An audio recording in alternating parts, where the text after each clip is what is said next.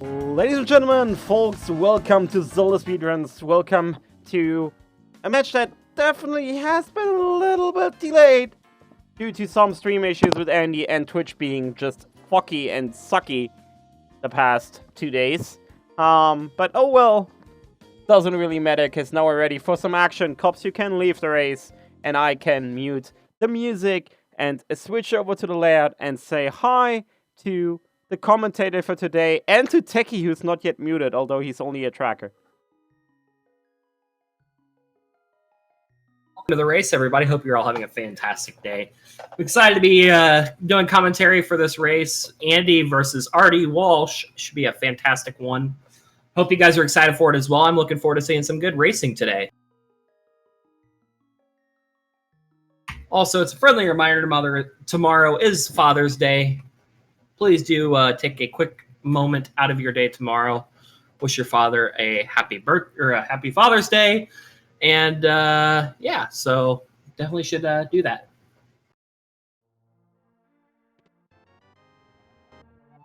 And we're off to the races here, guys. We got Andy bringing on the signature pug, and Artie Walsh is repping the Pac-Man. You're going to see a lot of early route deviation early on. With it being entrance rando, you really don't know what to expect too much, so we're just going to kind of wing it and hope for the best.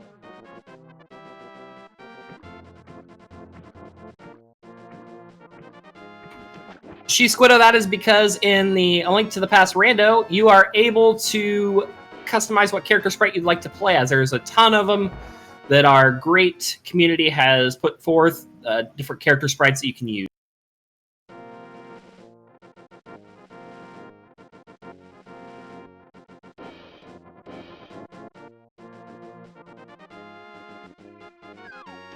Andy quickly going to do a tree pull, get a little bit of cash here. Meanwhile, Artie Walsh might be trying to do a fake flippers, see what he can get into.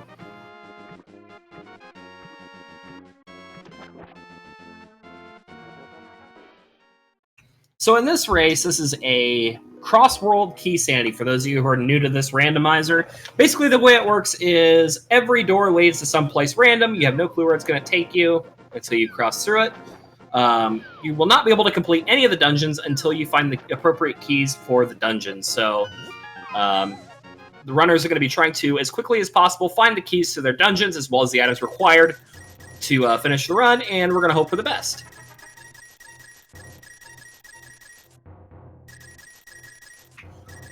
Walsh is going to quickly go ahead and just grab a little bit extra cash from the Houlihan room and keep continuing on.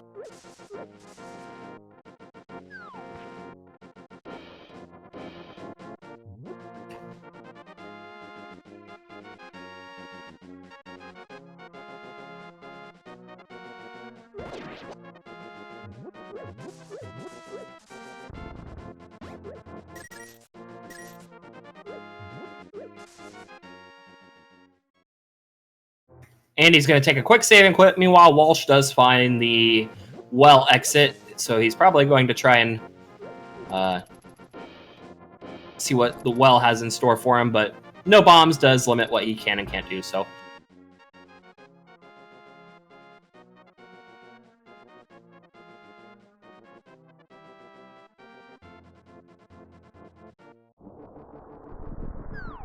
So far, it seems like both runners' routes have been pretty similar. Not a whole lot of deviation.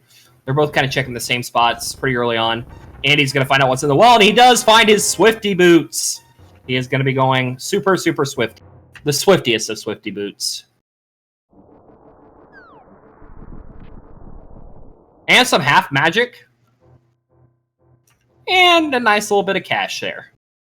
So finding boots early on is definitely going to help speed the run up. As well as does open up a couple of locations. We'll see if he takes the logic directly or if he is going to continue to just explore.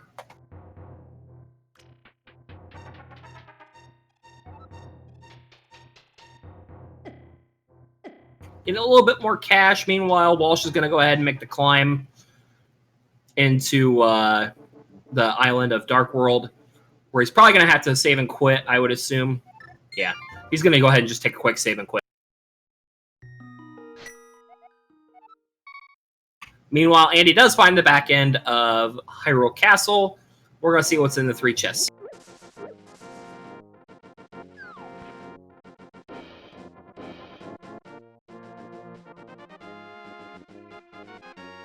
Yes, thank you, Kelsey.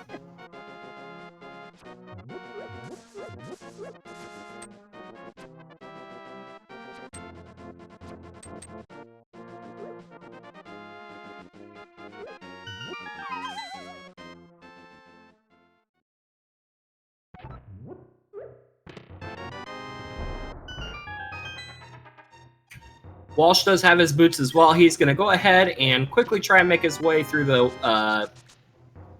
well and hope for the best. Andy, meanwhile, trying to grab a little bit extra cash. Definitely getting plenty of it throughout the run, so just trying to cover all his bases and see what we can find.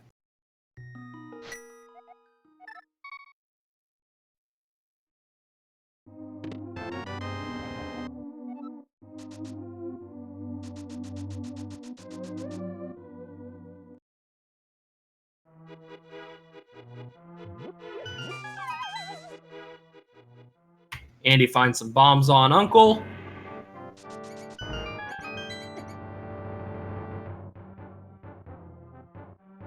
So far, not a whole lot of route deviation between the 2 runners today. We'll see if we're going to see any kind of deviation. Meanwhile, Andy does find the entrance to Eastern Palace at the Lumberjack House.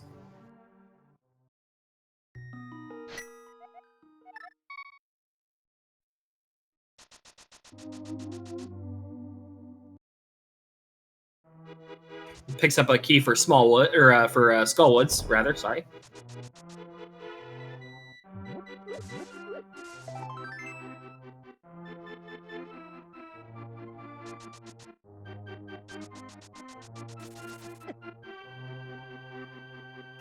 All right, chat. So I got a question for you. What level of trolliness are we expecting today? Throw out your predictions in chat. What kind of troll can we expect?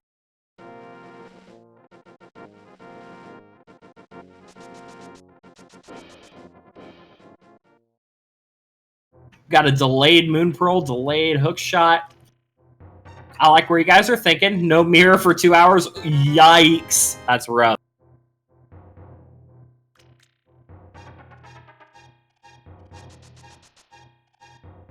We need to give Bunny Link his due for a while. I think that would be swell.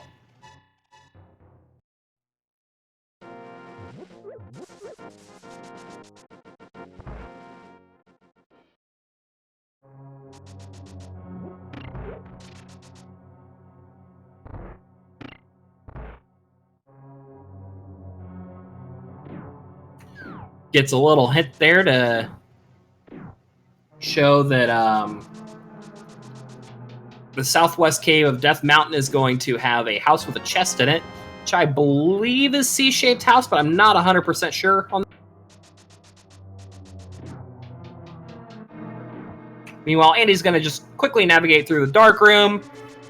Walsh is quickly behind him, though. Not much difference between the runners. Are we going to see a sync up in the near future, maybe?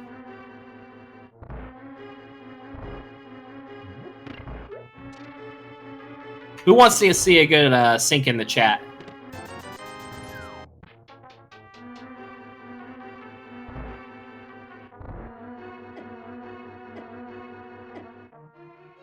Oh no! Walsh taking an unfortunate death there.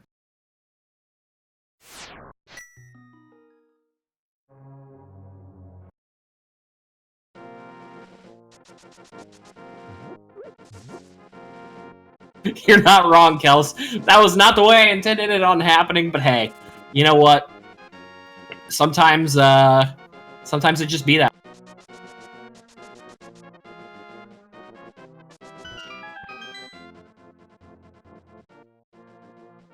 They do find the twin brothers' hut, and very close to a sync going through this section. Walsh has not explored the backside of what Eastern Palace has in store for it, but then again, he could check that a little bit later. That sink dough. The sink is insane right now.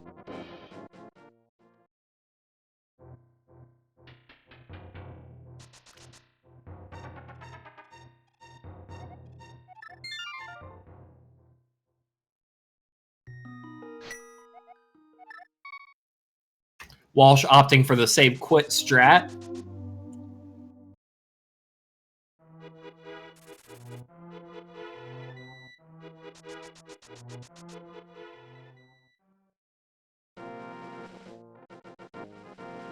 He's going to go ahead and make the check to Kakariko. And Andy is going to find the lumberjack tree in the fairy cave. That's the fun thing about entrance rando. You never know what you're going to get, that's for sure. I couldn't agree more, Zed. I think it's going to be a fantastic race.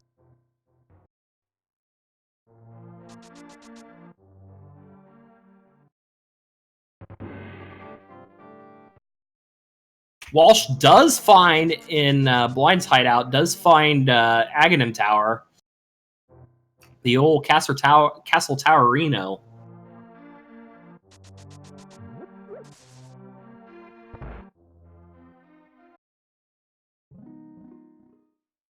Andy going to go ahead and quickly Pegasus Dash into Ice Palace.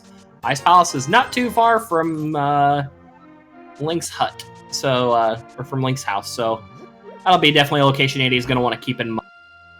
Of course, in Keysanity, we don't know what locations lead to what at this point, or what crystals are going to be which dungeons. You have to find a map, or hints can sometimes give that away, so be looking for runners to check things like, oh my, Walsh does find the mirror. That is a big early item. So all you people who wished for the mirror on Ped, sorry, that Ped is dead for you.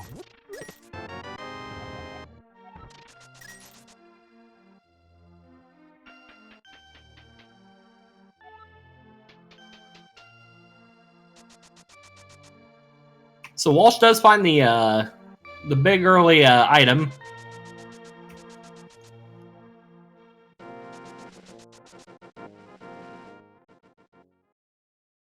And Walsh does find where Ganon is today. He is in the Magic Bat Cave. And also does find the laser bridge. We're getting crazy now.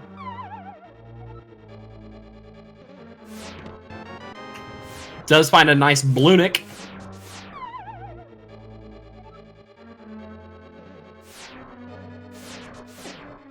Oh, it does take the laser to the face. Andy finding a pod key in that second chest. And also, Andy takes a laser to the face.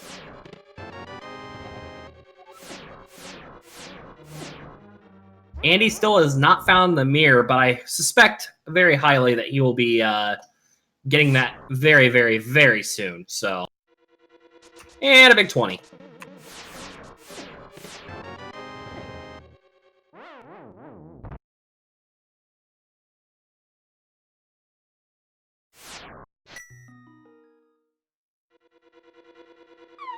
I know. Walsh is racking up all the points over there on the side. We're gonna go ahead and check the old friendly tavern here and see what's we got a little shop.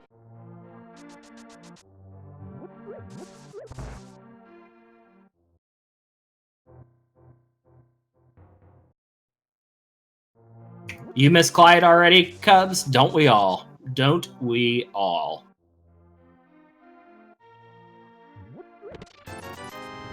Walsh is going to find a big 20. Meanwhile, Andy's going to check the little bomb shack in the corner and find an entrance to Desert Palace.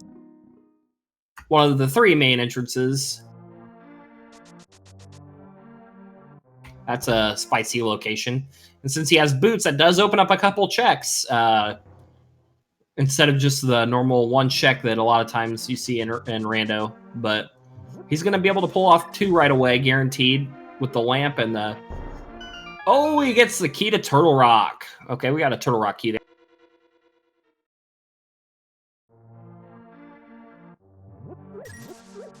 And a lot of love.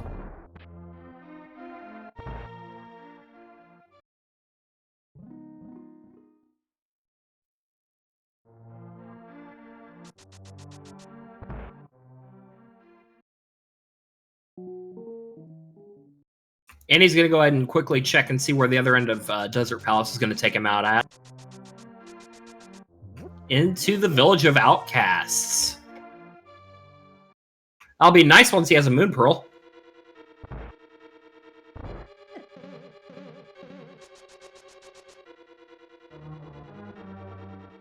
We'll see where the main door takes him today.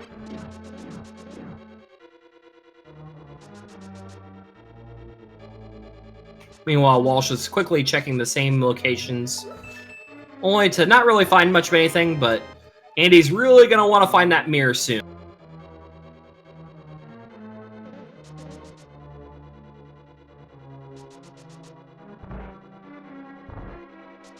Walsh is going to pick up his lot of love. Well, there we go.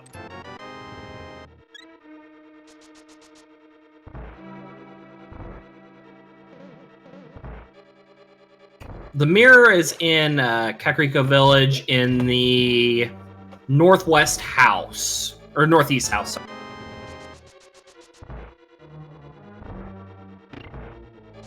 So Andy will be checking that very soon.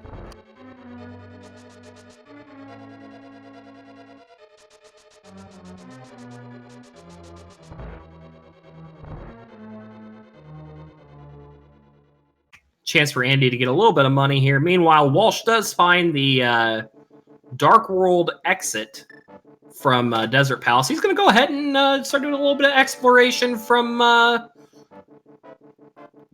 Dark World side. See what he can find. Knowledge never hurts. Andy's going to go ahead and quickly check... He's going to quickly go ahead and check a little bit of Castle Tower, see what he can find. Maybe get lucky and get an item off the Castle Tower chest.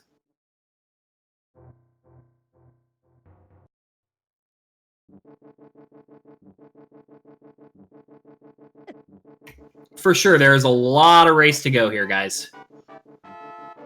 Here's to hoping for a fantastic race. So I think we're going to have a great show here. Andy getting a little love. Does execute the Bomb Agate Tower very nicely. It's not an easy trick to pull off. Meanwhile, Walsh is continuing to check Dark World locations and does find the potion shop in the arrow game, or the bow game, I should say.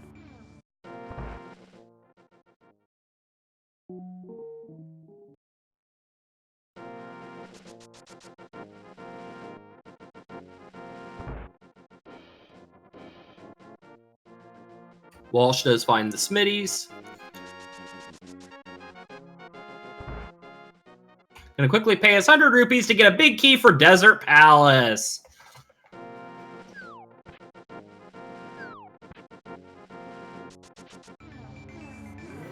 I don't know that Walsh picked that up yet from the bottle merchant. I don't believe he has, actually. He did? My mistake.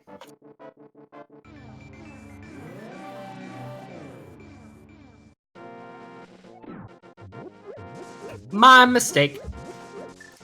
Meanwhile, Walsh is going to go ahead and clear the maze.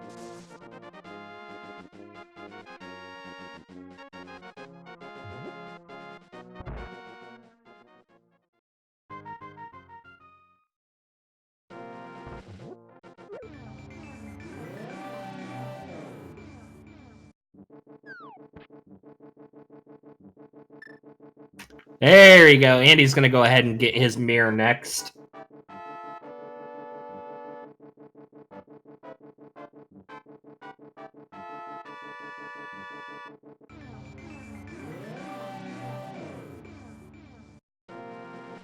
He's going to go ahead and get his Meyer Small Key, the mirror, little love, and another little love.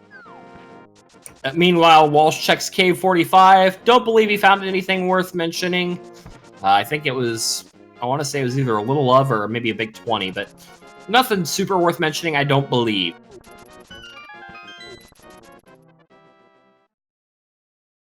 Oh, it was a shop in K45. Fair enough.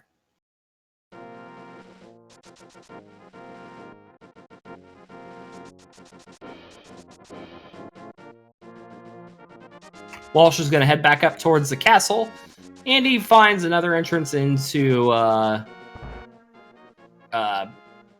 Desert Palace through the fortune teller shop. I think he's going to go ahead and see what's in that big chest real quick. I appreciate chat's bearing with me. It is a little difficult trying to keep up with both runners by yourself, but I'm trying to do the best I can for you guys, and hope you guys are enjoying the raid.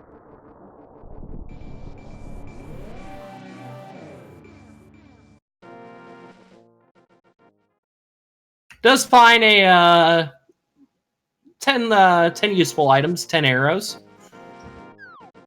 Walsh is quickly going to go ahead and start clearing out the caves. Does find the hut.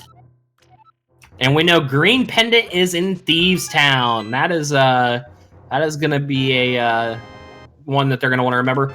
Turtle Rock Key, the silvers. We do find silver arrows right there. Holy smokes, that's another fun find. As soon as you find the bow, that starts making dungeon cleanup a lot easier.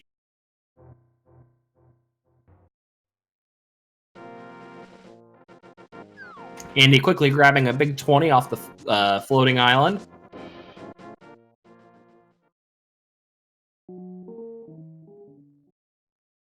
Walsh is just doing his due diligence in the meantime, just checking the caves out, seeing what he can locate.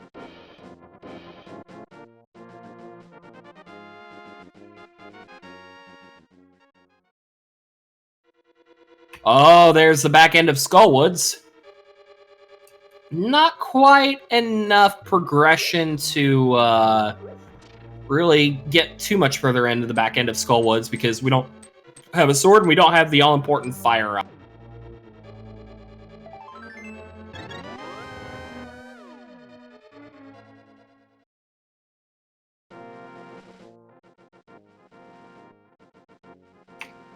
Walsh does find the C-shaped house, and what do we find inside?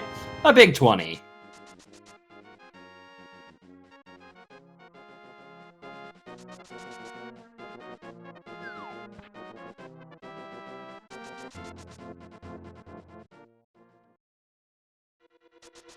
Walsh does find the Palace of Darkness entrance.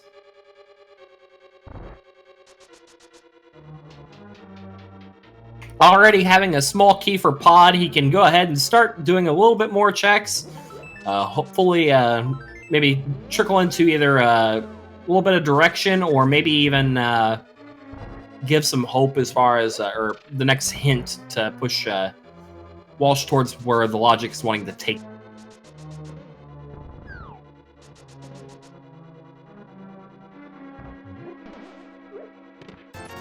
Andy checked the chest in Skullwoods meanwhile, and then just took a quick death warp back to the beginning of the dungeon so he could leave.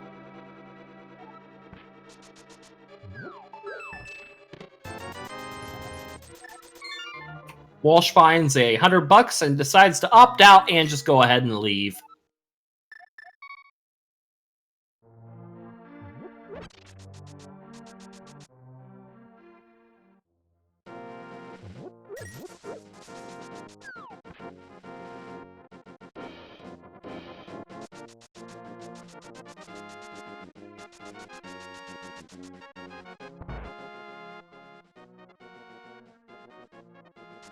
Andy's going to go ahead, meanwhile, and start checking the Palace of Darkness.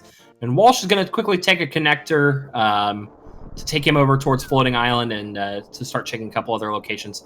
Believe that Walsh may be heading over to check what Spike Cave has, as well as a couple other spots. He can check Tower of Hera as well. So that would not surprise me, mind. Andy does love his hovers.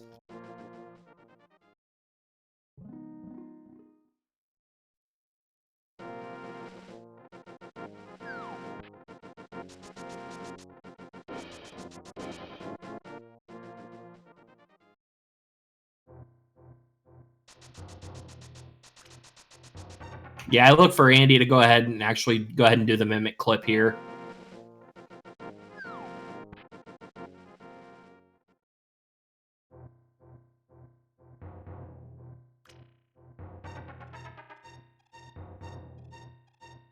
Meanwhile, Walsh is going to go ahead and quickly navigate the dark room.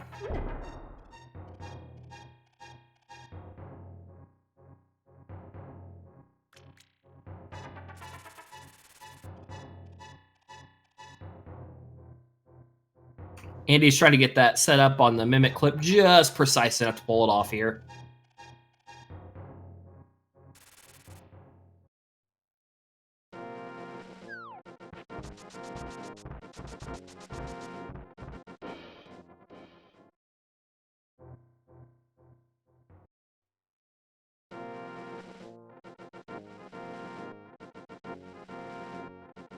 Meanwhile, Walsh just go ahead and clear out the quick west end of the mountain, and Andy does pull off the mimic clip. Say goodbye to that red mimic. You won't see him again.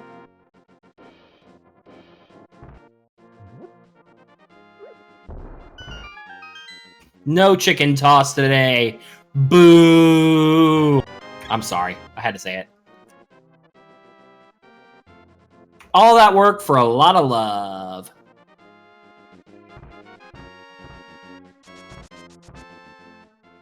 And a spare pod key, that is true.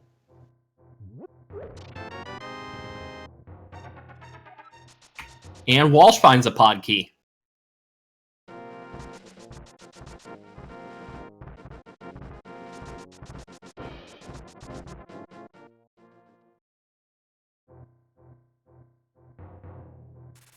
Andy getting him $100. We're getting a lot of early pod keys and not a lot of items so far in this run. No, not many key items in the first half hour. Seed is being a little trolly today for everybody. That's the nature of the beast when it comes to these entrance randos. You never know what you're going to get.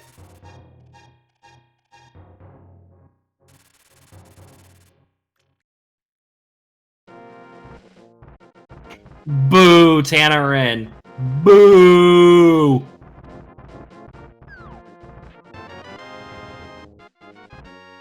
Walsh does find the cane of Brian. The old Brian's cane.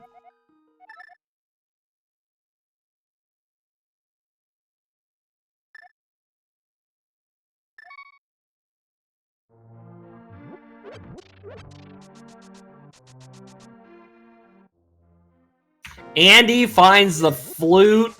Wow, wow, wow, wow, wow, wow, wow. Okay, so that is really, really, really huge. Andy's pod diving has paid off pretty big.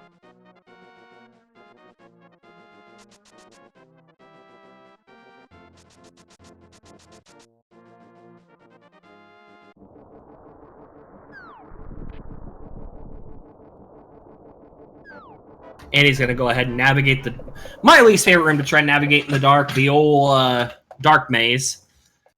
He does find the Misery Mire big key. I believe it was the big key.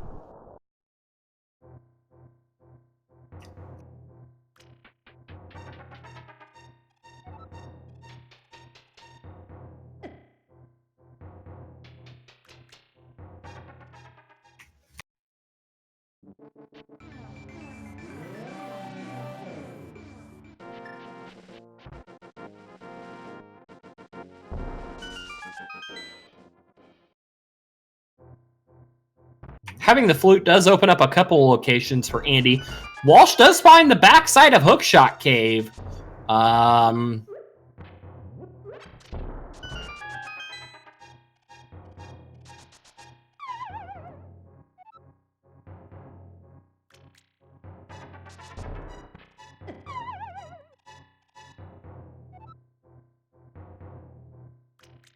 right, everyone, all rise for the anthem. Walsh finds the fire rod! Whoa!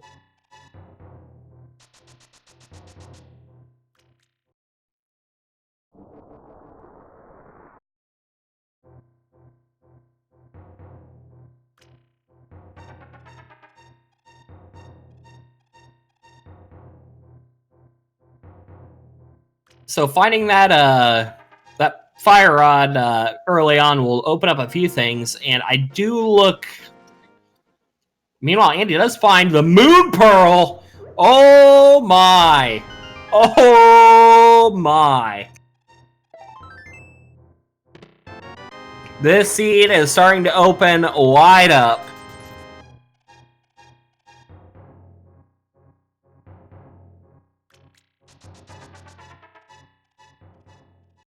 Yeah, I was not hype at all, Hype Cave.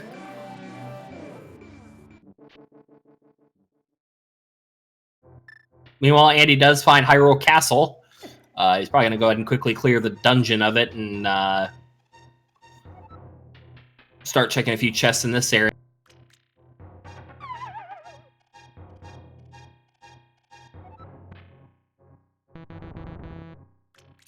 So each runner has found a couple items that the other has not at this point, which makes things real interesting. Andy finding the flute and the merle does give him some pretty unique quick coverage of the map. Meanwhile, Walsh does have progression in the form of the fire rod and does have the silvers. So it's going to be hard to say who's really ahead on this one. Both are clearing a lot of sections of the dungeons pretty quick. It's been a fantastic race so far.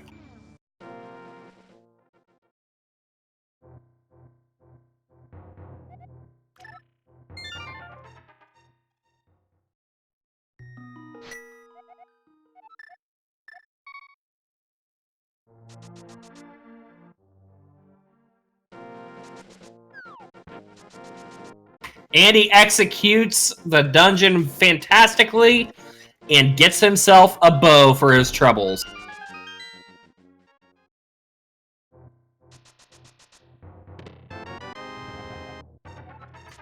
Oh dear.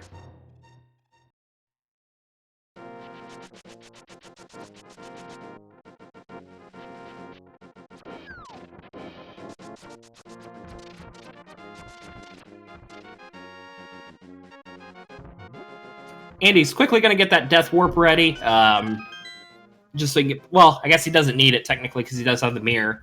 He might have forgotten. Either way, he's going to quickly get back to the beginning of the dungeon. And Walsh is continuing to check South Shore.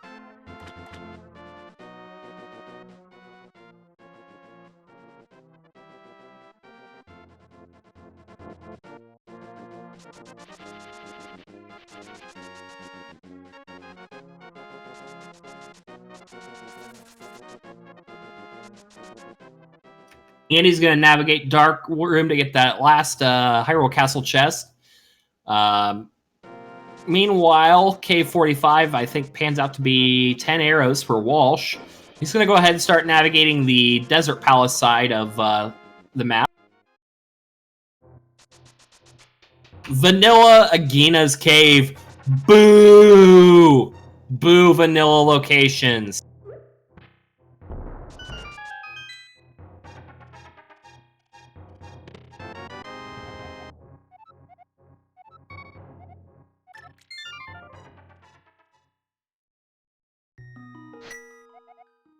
I think we all want to know if this is even random.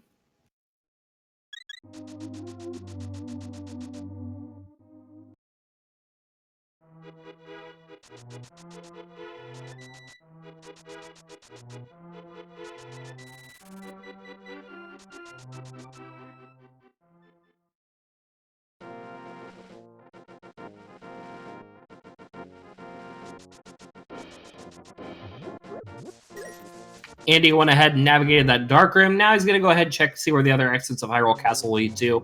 One leads to the Ice Palace door, and we'll see where the other one leads to. Meanwhile, Walsh is going to go ahead and start clearing more of Eastern. But I bet he wishes right now he had that bow that Andy's got, because that would give him the ability to full clear the dungeon.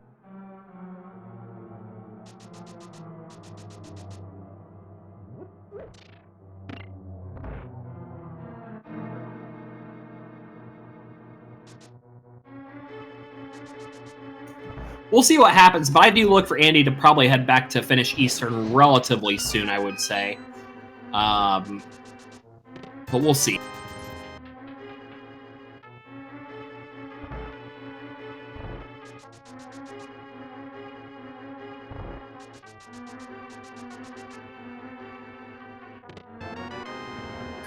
Oh! Walsh finds the cane!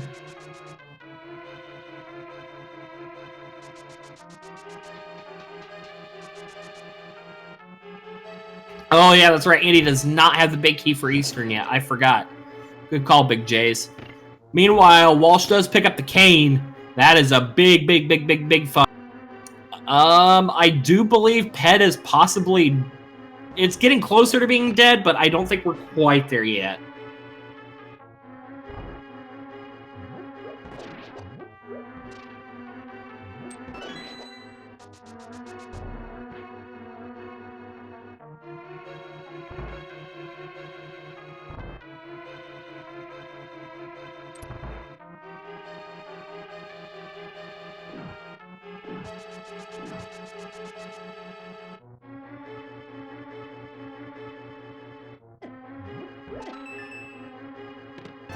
I don't believe so, Zeb, but I'm not 100% sure.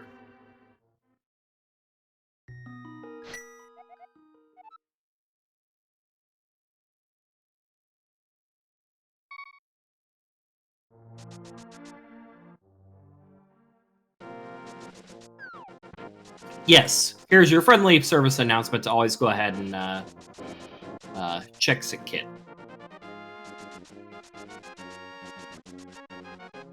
Meanwhile, Walsh is going to check a couple of middle of the map locations, just kind of doing some cleanup on the Light World side.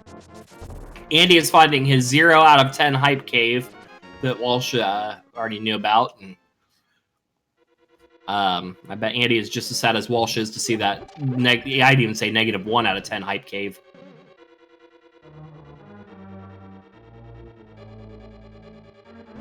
And the glove on the island. Ooh.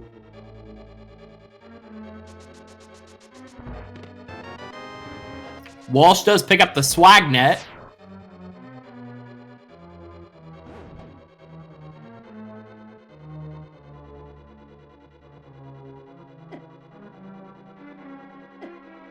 Andy does get his fire rod.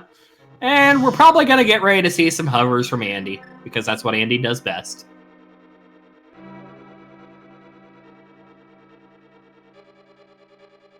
Cheats.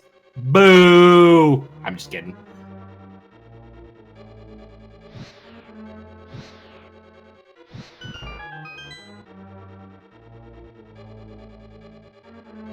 Well, that hover didn't go exactly according to plan, but we're going to do the best we can, and he's going to probably get it second.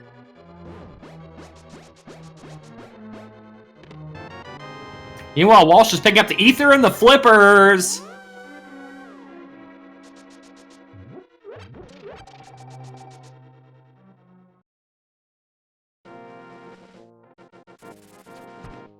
Turtle Rock is full of all sorts of goodies today.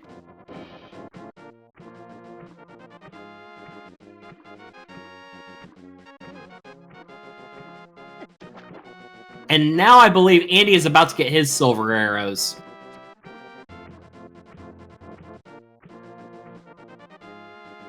Andy does find his silvers.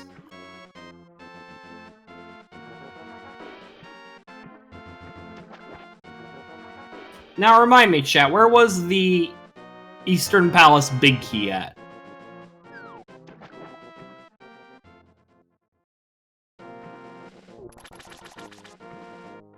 Oh, okay. Fair enough, fair enough.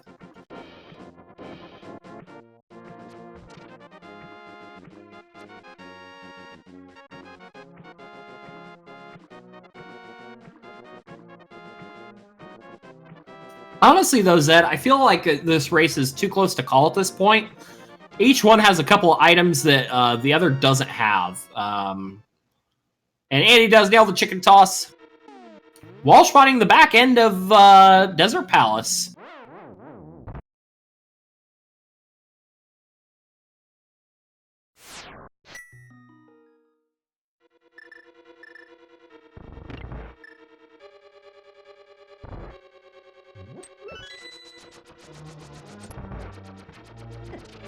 And meanwhile, Walsh does have his big key, so he's going to go ahead and finish on out the back end of Desert Palace since he's got the fire rod and can do that.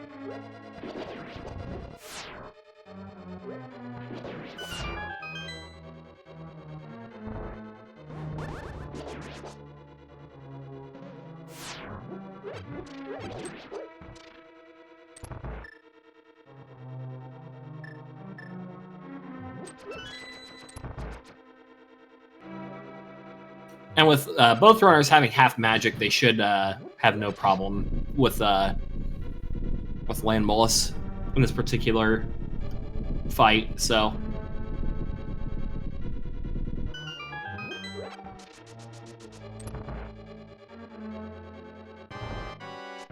that's a good point, Tanner. Maybe we can set that up. Walsh very cleanly executing the Landmo fight and gets himself 50 bucks for his trip. And a red pendant.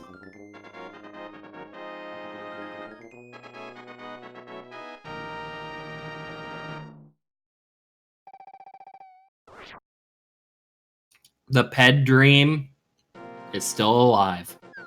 We can hope.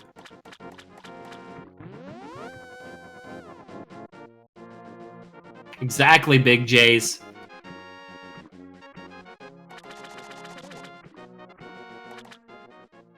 Walsh is quickly going to go ahead and check the waterfall and finds Tower of Hera.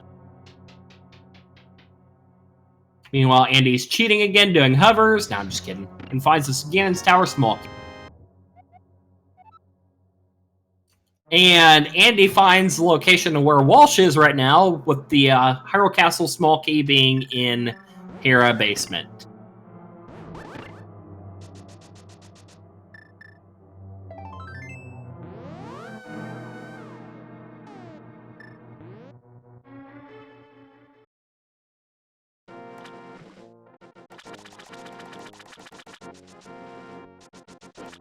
Walsh does have enough money to go get his life lesson, item from King Zora, so we're going to go see what he's got. Oh, and there's a small key on the ledge today.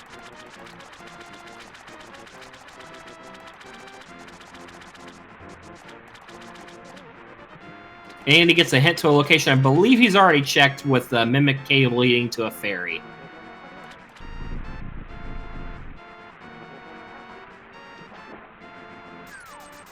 Oh, big key on Zora.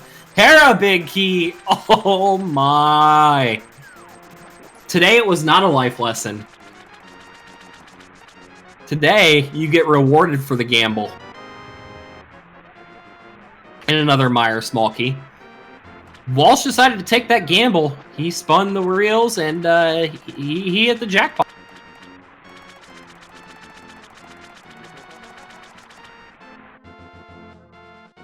Meanwhile, Andy's going to go ahead and check the... I don't know that Walsh made it all the way over here. Where Andy's checking right now, so... Yes, he did. My correction. As soon as I saw that location, I remember.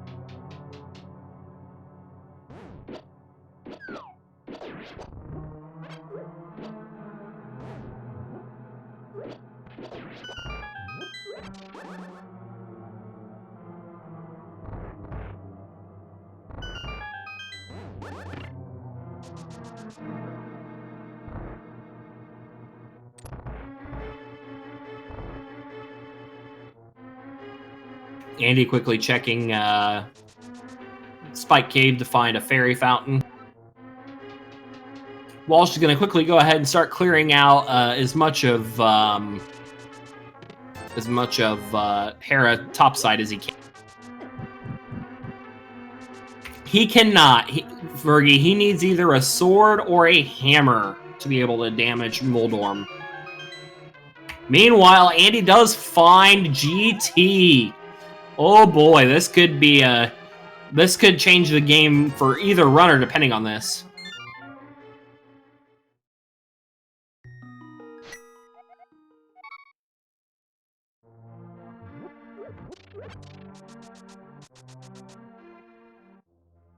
But that's true. Andy does not have the cane. We know where the cane is today. It's in the Eastern Palace Big Key location, or Big Chest.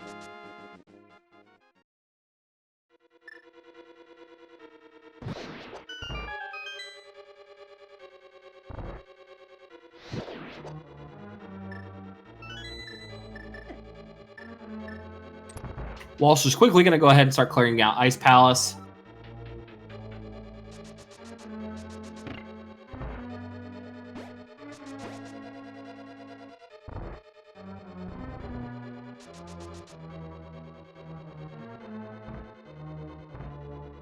And he's going to go ahead and check out Paradox Cave in the meantime.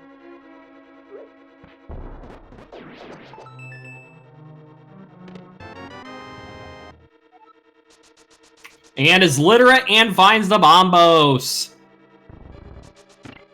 Andy is now literate, chat.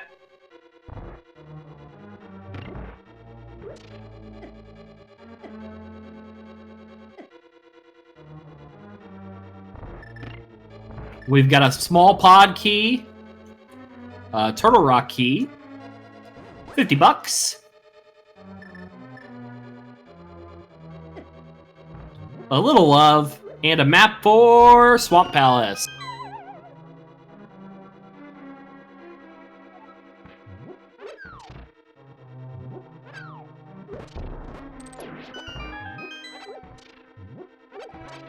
That is indeed 4 pod keys. Also, Andy can go ahead and check the main entrance of Desert Palace to see where that leads now as well.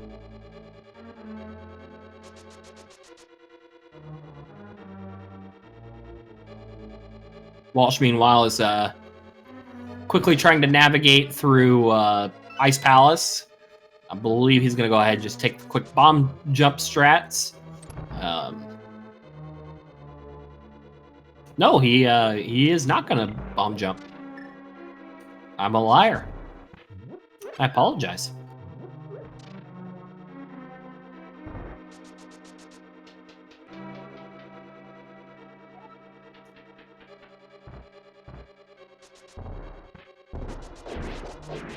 Walsh nailing the bomb strat there.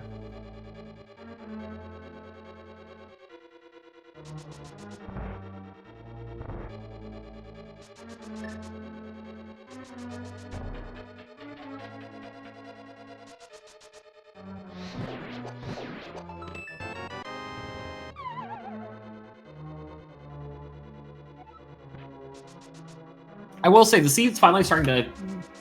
The logic's starting to present itself a little bit for our runners, but I can see where this would be a very frustrating seed for both runners to run, because there's not a whole lot of straightforwardness in this seed, that's for sure. I blame Cubs.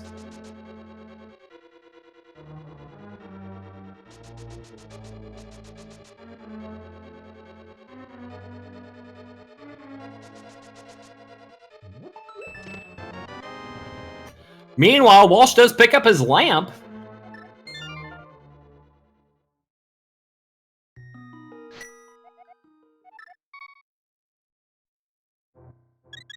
Hey, Brewers fan, I'm a Cubs fan. I'm actually a Cubs fan, so easy there, brother. Easy.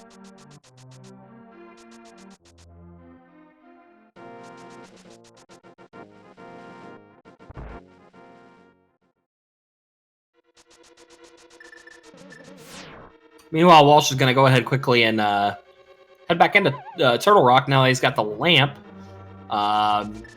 He does have... he does need bottles, so he technically... Trinax wouldn't be in logic anyways, but... He's going to go ahead and just start navigating through a bit of Turtle Rock, see what he can locate.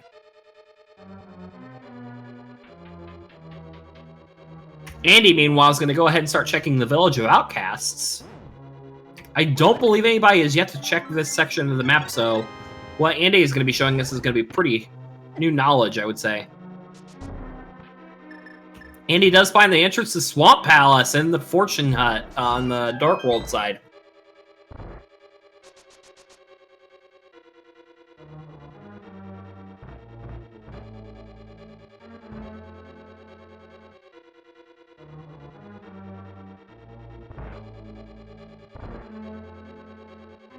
Meanwhile, Andy's going to go ahead and start checking Skullwoods.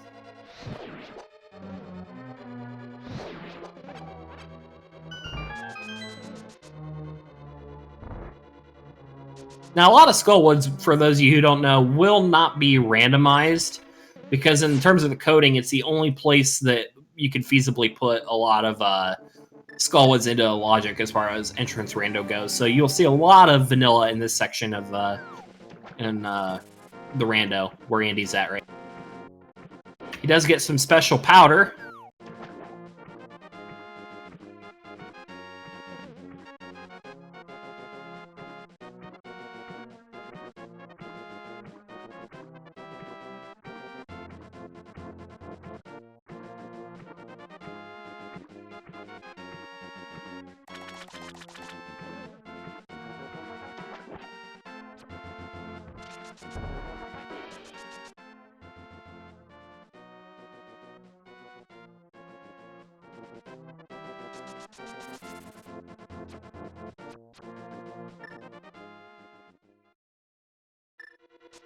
Meanwhile, Walsh is going to go into the front entrance of Turtle Rock while Andy clears Skullwoods.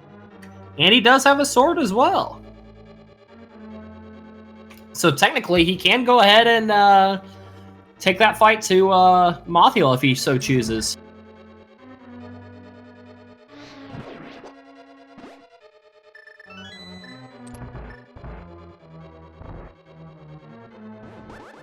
I'm still wishing and hoping for a hookshot pedestal.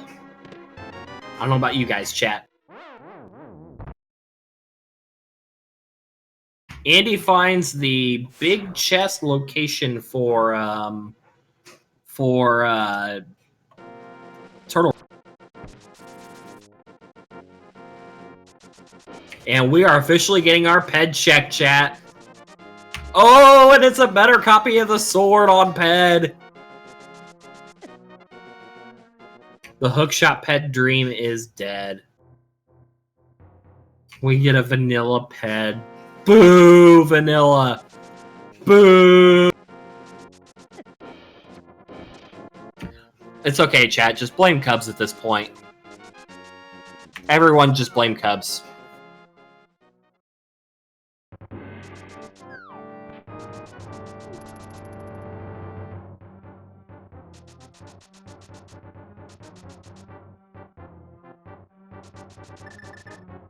Yeah, pretty much, Span. But we can hope.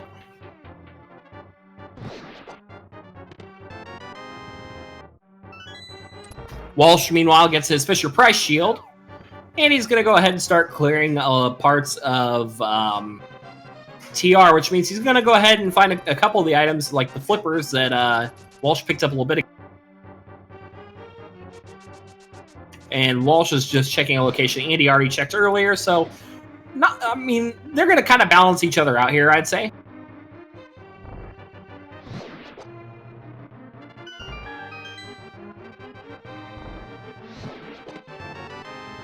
Oh, yeah, that's true, Stan.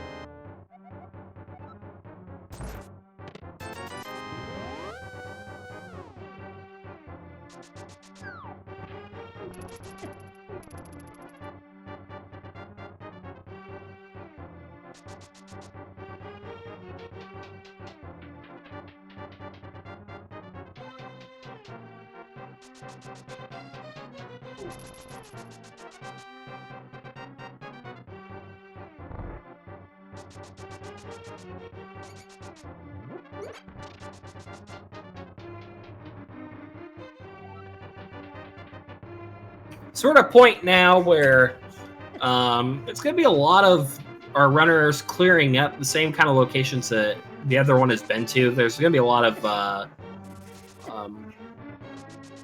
recursion here, I'd say. Andy, finding a fairy, decides to have a nice cup of tea.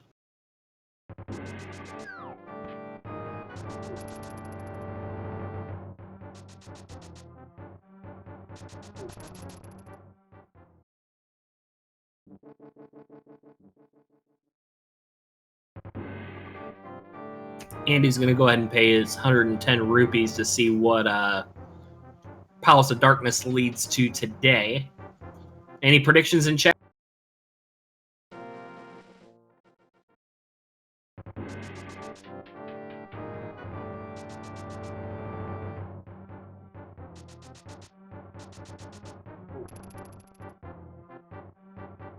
We got some Thieves Towns predictions.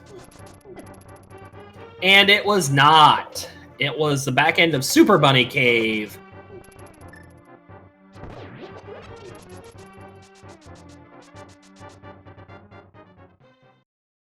Andy finding a Skullwoods key and a little love.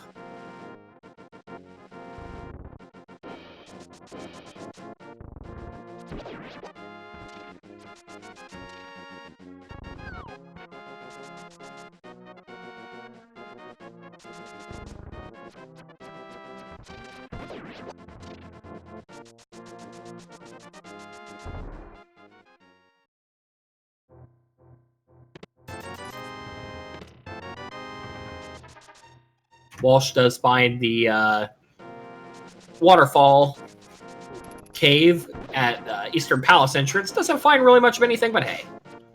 That's another location you can tick off the old box and never have to worry about going back to, so. Andy finds the library just to find $5 hiding. Someone hid their lunch money on top of the bookcase.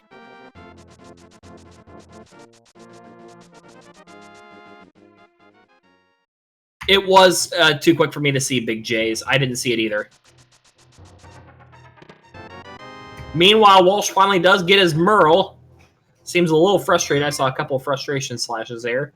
Andy quickly doing the spin dash for $20.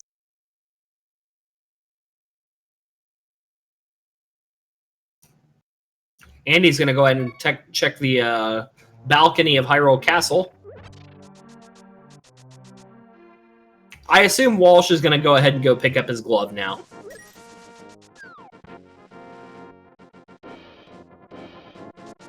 Andy finds the... Andy finds a hammer. Oh, there we go. It's hammer time.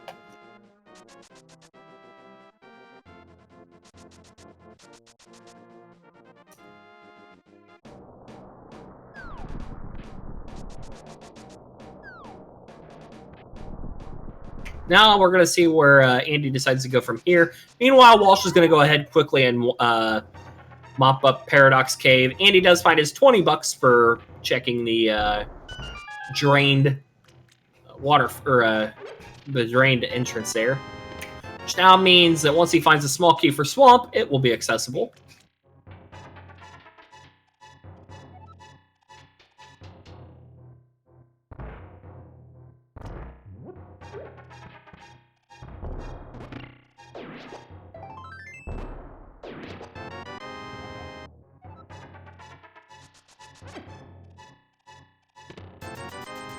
Walsh picked up his $50, his Turtle Rock key, as well as his pod key.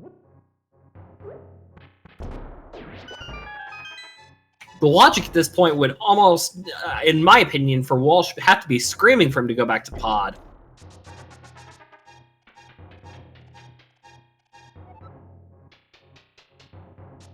We can hope, Stan. We can absolutely hope. But Hammer does open up a lot of locations.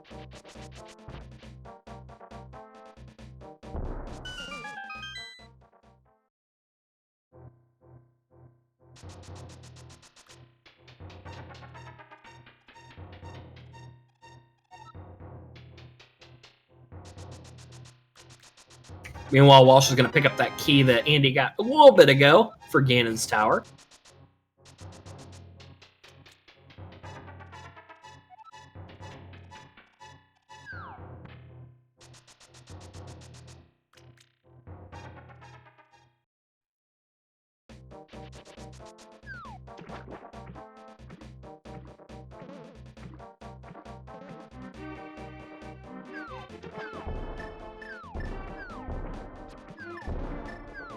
Meanwhile, Andy's going to go ahead and take the north overworld of the Dark World.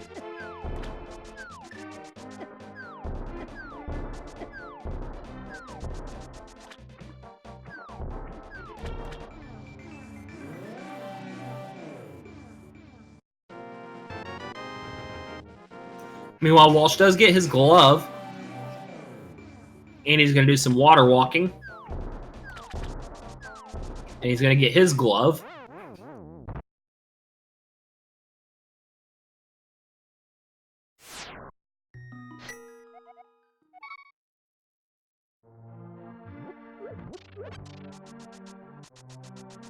Sometimes you gotta water walk to get what you need. Who needs slippers when you can water walk? Let's be honest.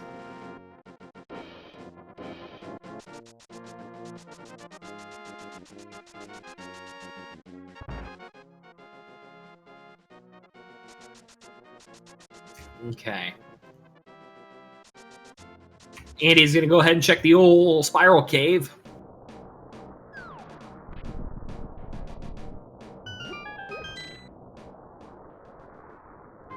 Walsh finds chess game in the back of Hookshot Cave, and it gives him a lot of love for his effort.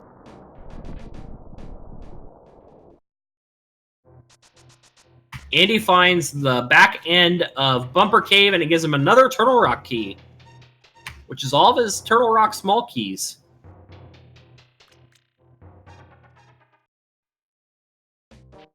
Yo, Zach, I appreciate it.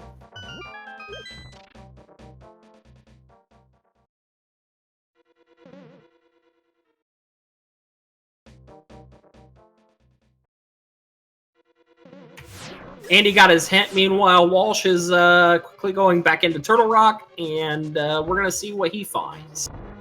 I don't know what all kind of chest he's missing at this point. Has he not checked the center? He has not checked the center chest. That's right. The big key chest.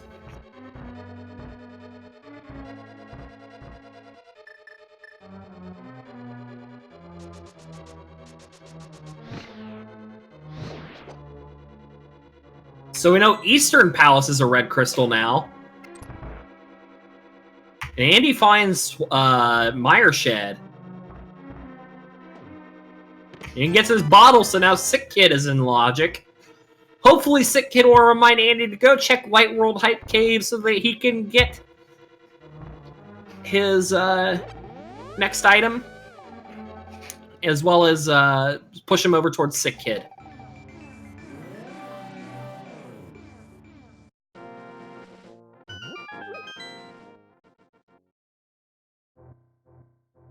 Meanwhile, Andy finding the front entrance.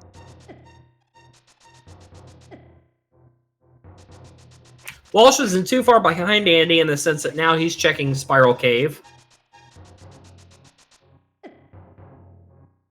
Which he's going to be moderately disappointed when he finds what's there. Andy finds the old Mimic Cave.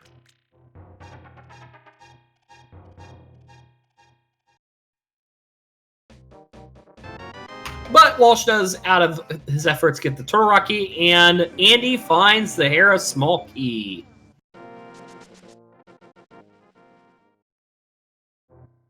Which we know just leads to a Hyrule Castle key.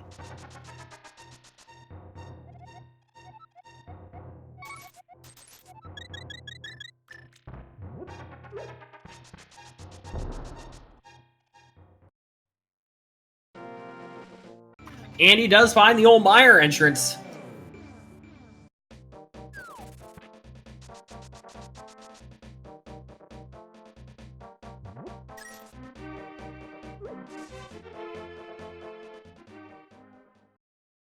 Right now, Walsh is ahead one dungeon to none, but again, Walsh did find out Desert was a red pendant. We're going to see if Andy decides to make that Desert Palace play or not, but knowing that it's a red pendant, not necessarily a waste of time, but it might be. Actually, well, now we know that Ped is a Master Sword, or a sword upgrade in general. It kind of is a waste of time, so... Yeah, Walsh would be able to full clear. Well, would he? He does not have the big key, though.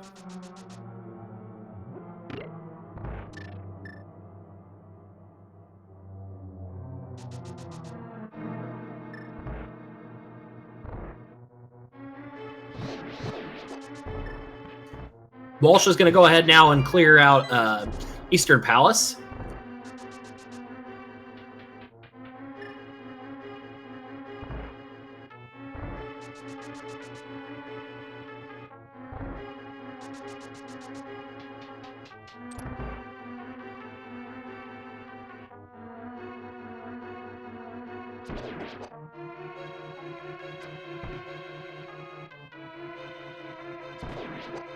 Andy finding his fire shield in the top side Meyer chest. Now we're going to see what's on the old big key chest. Correct, Jason. Canis Samaria is indeed in the Eastern Palace big chest.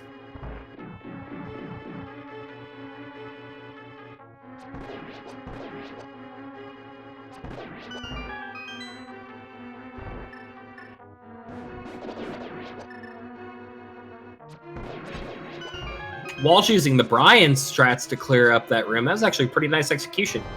I don't think I've ever seen it quite done that way before, but that works. Meanwhile, he's going to quickly mop up the Armos Knights and reward himself with 20 bucks, as well as a red crystal, though.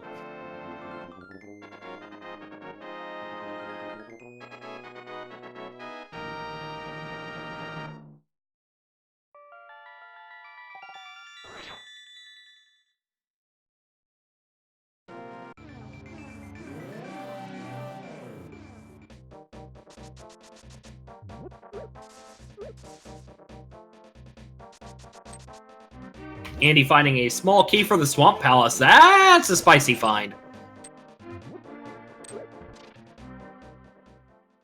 That is a very spicy find.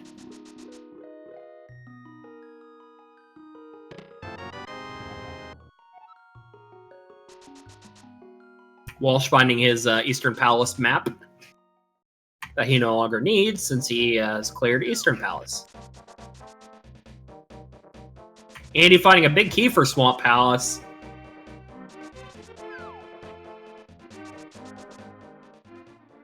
Finds a lowly buck.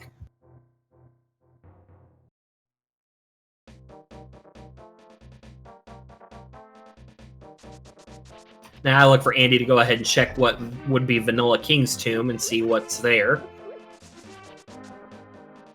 Walsh is not too far behind Andy, though. He's going to go ahead and make the Meyer play next.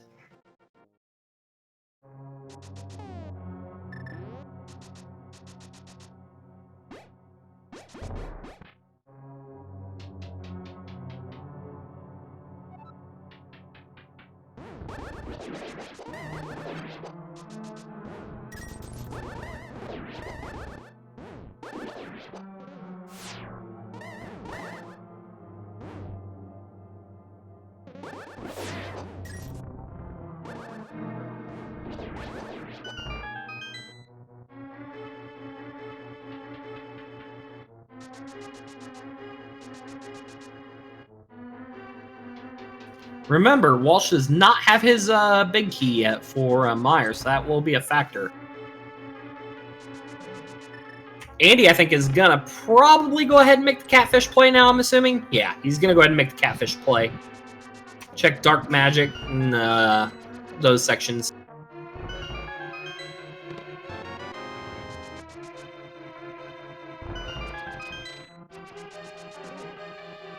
The minute I think Andy finds Light Hype Cave, I think this race gets real close again.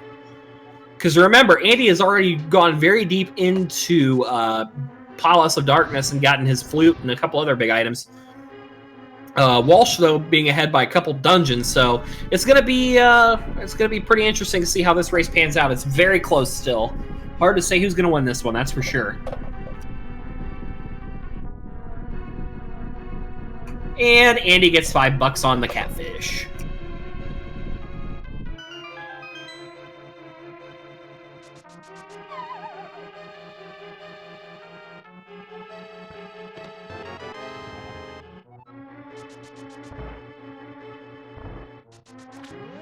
Andy's gonna go ahead and check the light hype cave. He's making it. He's doing it. He's gonna find his big key for Easter.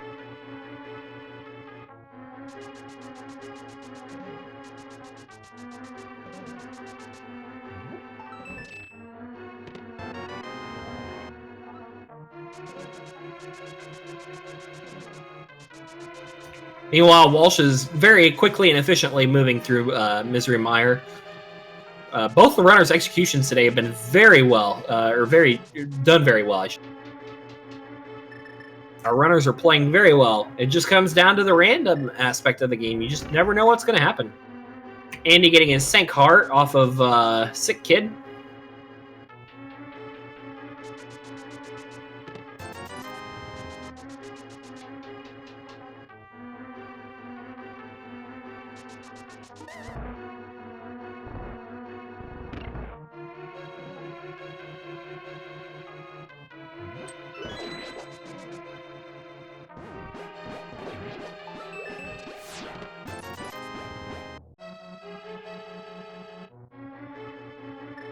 Ice Rod, I believe, was the Dark World side of, yeah, it was Ice Palace. Meanwhile, Andy's going to go ahead and make the play to clear up Eastern Palace, which, again, since we know now that the Red Pendant in Desert Palace doesn't lead to anything, they'll be about dead even again.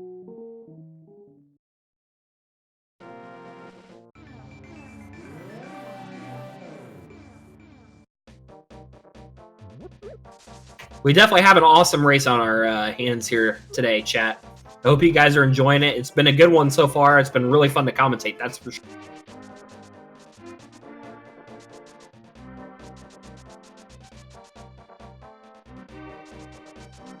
I don't know, Stan. The first hour was pretty slow.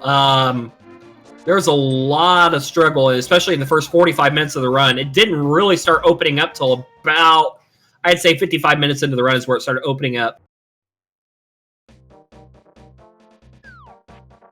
The hammer is on, I believe, the left side of Hyrule Castle, second floor.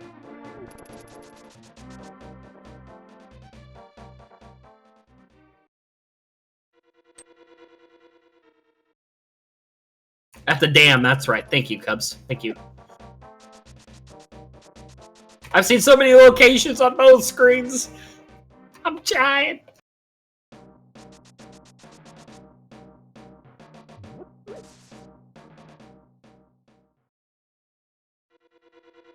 Meanwhile, Andy's going to go ahead quickly and mop up the Armos Knights.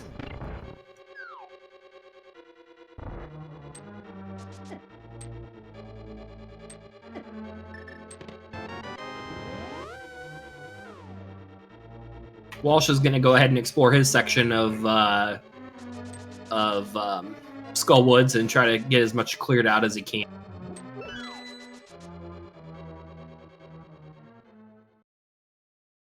Walsh does finally get his sword.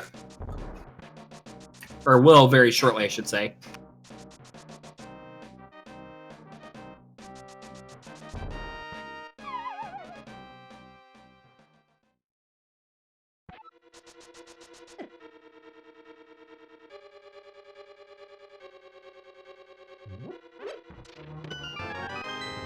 Meanwhile, Misery Mire, Walsh is picking up his Mire key, which he shouldn't need anymore at this point.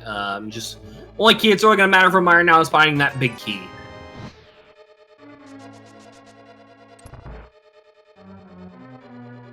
Meanwhile, Andy checking the chess game, getting his heart container for his troubles. There's Walsh's sword. Walsh has the sword now, guys. It'll be interesting to see which which runner makes the Mothula play. I believe that is still definitely an option. Andy is going to go ahead and do that right now, actually.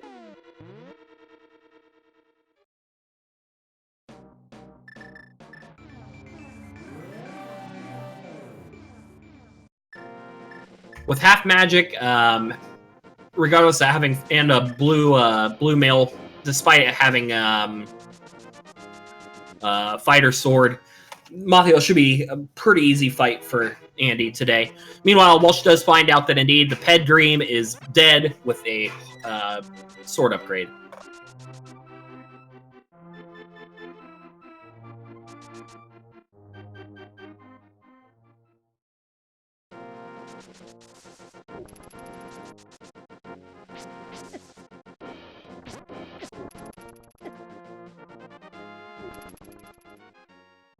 Andy makes quick work of Mothula. He's going to go ahead and pick up 20 bucks for his trouble. And a crystal.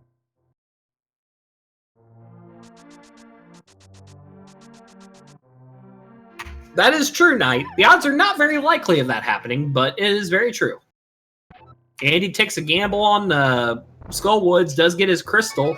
Which crystal is it, is the question. Meanwhile, Walsh checking Magic Bat. Gets himself a little love for his trouble.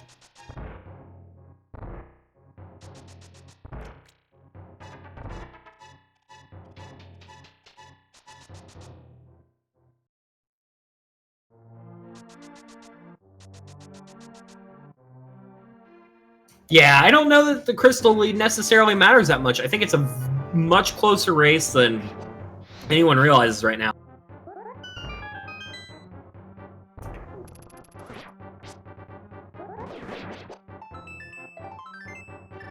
Walsh checks his castle tower chest and does find his little love for his troubles. Has Andy forgotten he has the mirror again? I think Andy has forgotten he has the mirror.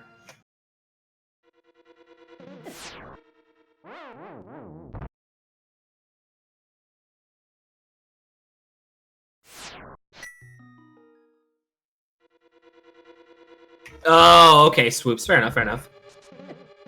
That makes sense.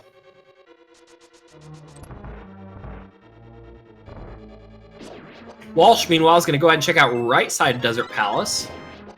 Gets himself a little love. And we haven't seen what's on this side of Desert Palace yet, so... And a compass for Turtle Rock.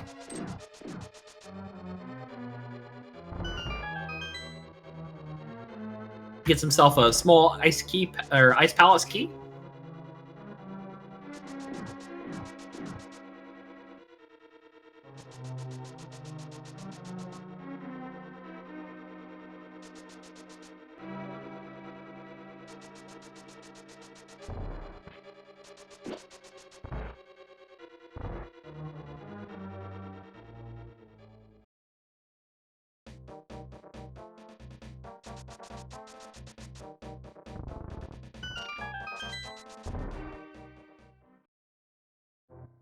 Oh no, Andy did lose his Skullwoods crystal.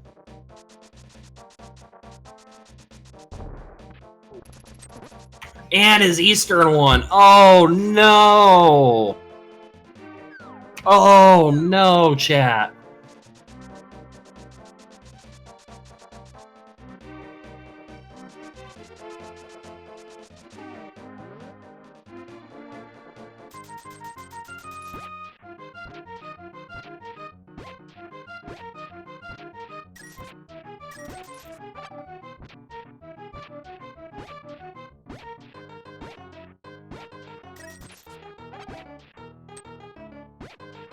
Meanwhile, Walsh is doing his shovel dig. Gets his Ice Palace.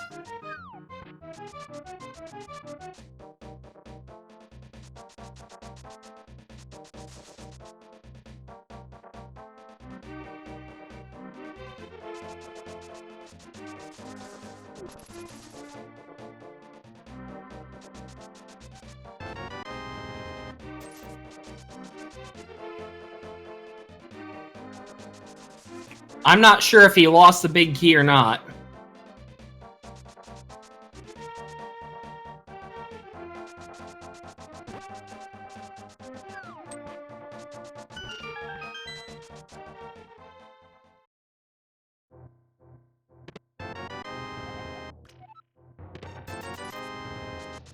Meanwhile, Walsh does get his castle tower key from Pyramid Fairy.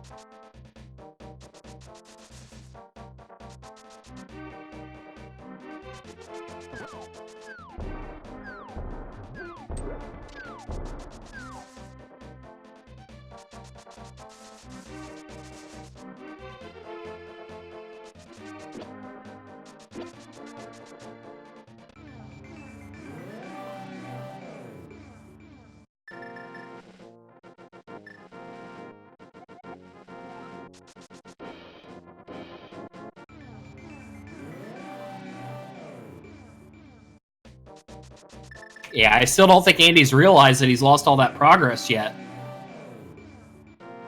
Meanwhile, Walsh is continuing to make his checks as well.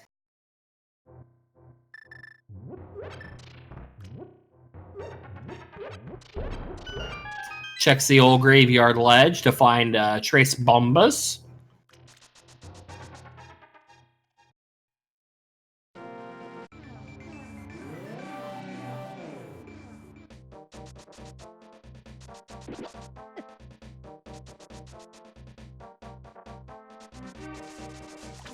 Does find his Pyramid Fairy to get his castle tower key. Meanwhile, Walsh does check the swamp entrance to find the Queen of Fairies door.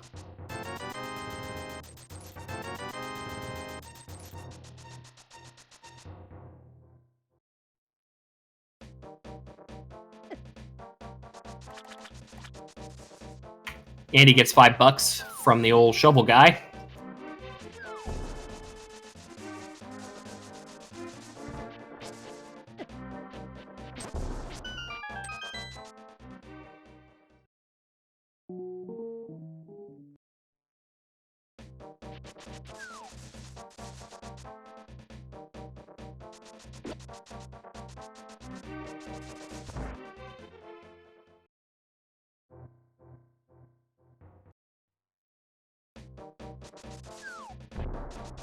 Andy finding the arrow game. Meanwhile, Walsh is going to go ahead and start checking the shop as well as a couple other locations down in Central Dark World.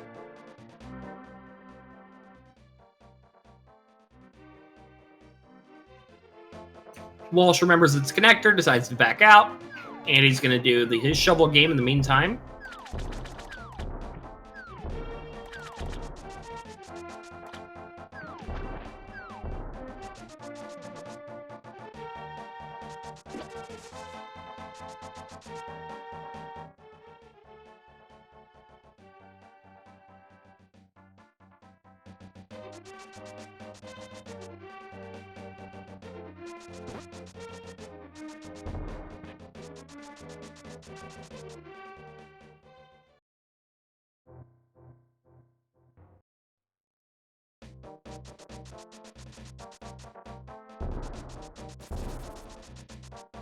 We're just kind of waiting to see at this point,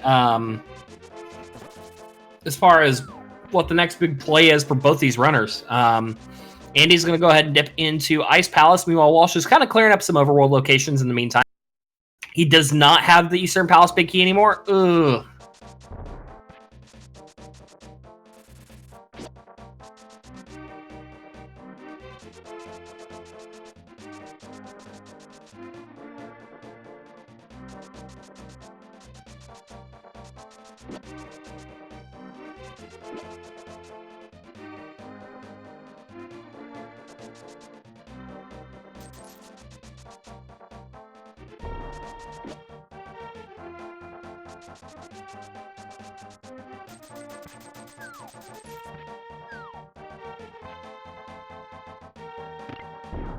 Walsh is going to go ahead and check the pod entrance.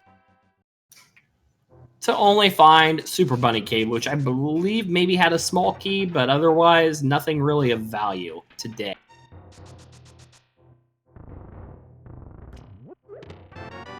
You already have a lot to remember in Randomizer, guys. That's one thing you got to remember. And then, you know, on top of that, Crossworld, anything Keysanity, especially Entrance Randomizer, just adds another layer of things you have to remember. It's not an easy thing for anybody to do, you know. Give these runners a lot of credit.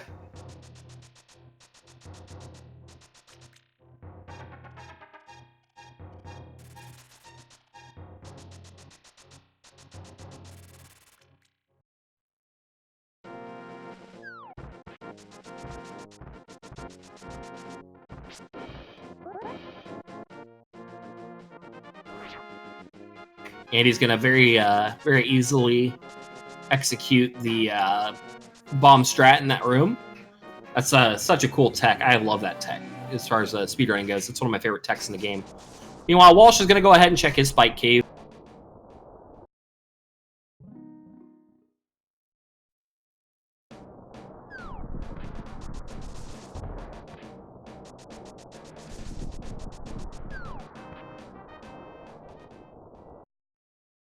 And Walsh just found GT. I feel like there's going to have to be a lot of progression in GT at this point.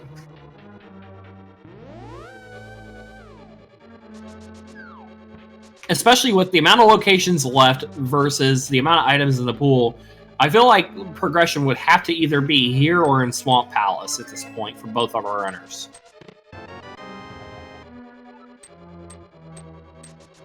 What do you think they're going to find in GT, chat? Throw it out there. My guess is the hook shot.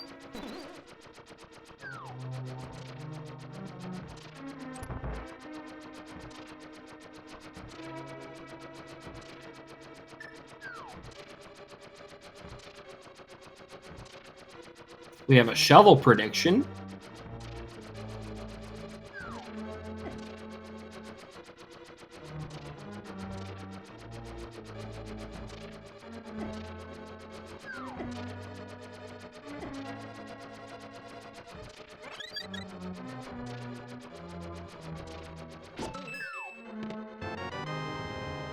Meanwhile, Walsh does find his Master Sword. So that should officially rule out Ped now.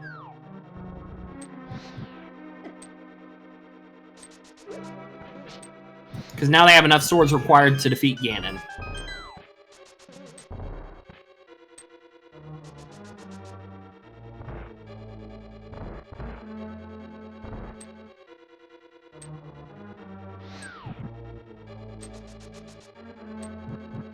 Meanwhile, Andy is going to go ahead and handle our old buddy Cold Stare.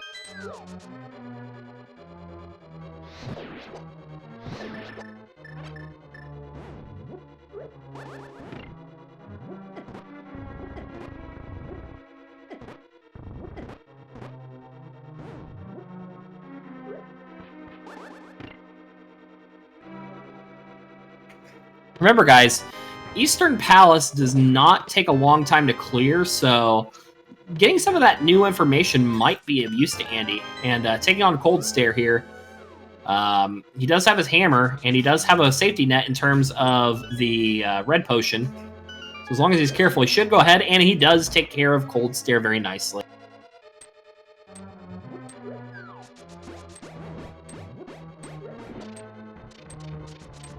And gets a crystal for his troubles.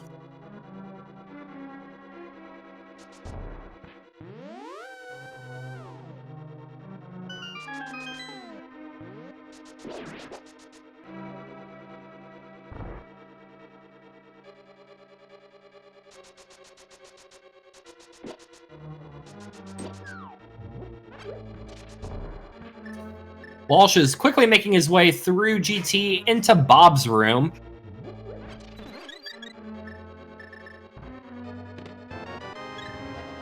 Yeah, and Big Noober actually brings up a good point that not double dipping IP will save him some time compared to Walsh having to double dip that.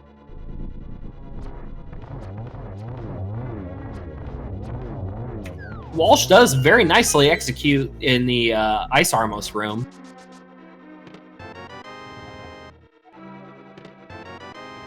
Gets a bee in a bottle and $300.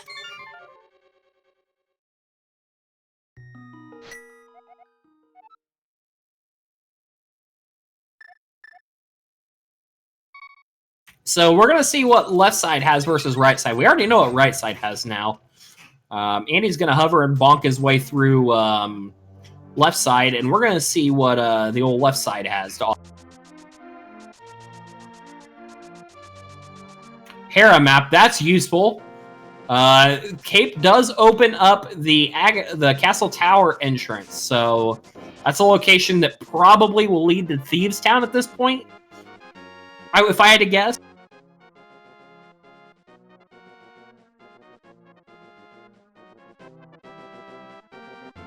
Meanwhile, Andy's showing a lot of execution through this section. Remember, though, K-Dove, Andy does not have the cane at this point, so he won't be able to get his Master Sword yet, but Cape will give him that location. So Andy does have a way to access it. Meanwhile, Walsh is going to go ahead and get his Meyer Shed checks in and get his red potion in a bottle.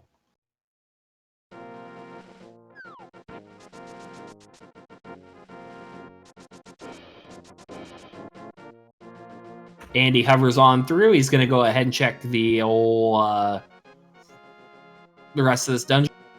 Or the rest of the basement, I should say, rather.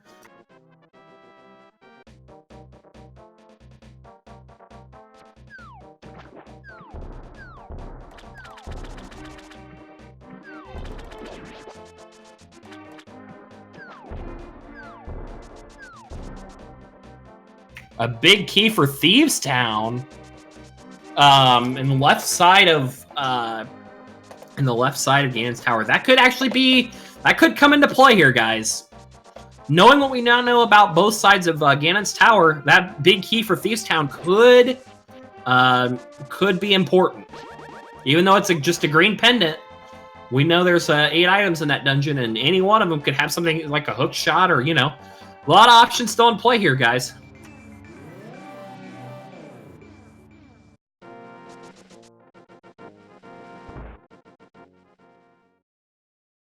Andy's going to go ahead and check Bob's room. Meanwhile, Walsh does find his hammer.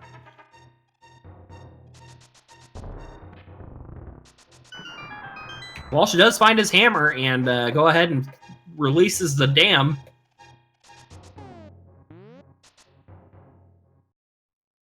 Andy's going to go ahead and clear out his Ice Armos. And now we get to see, I believe, Thieves... No, it's not Thieves Town. I kind of figured that would be Thieves Town. That was one of the only locations I could think.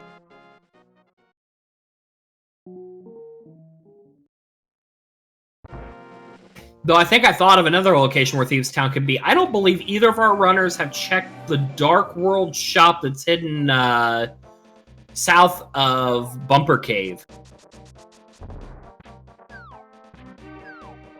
Walsh did check it? Okay.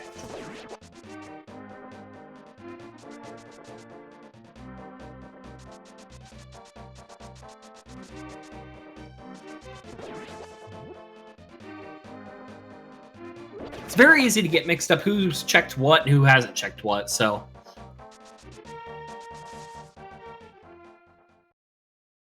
That is in logic, as well as all the Meyer locations are still in logic too, technically.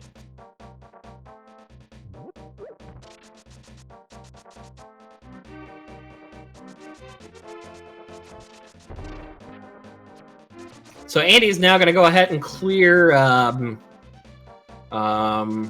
Eastern Palace again. Again, he hasn't lost too terribly much time because he did go ahead and complete Ice Palace in a single attempt. So, oh no, I don't think he got the big key back.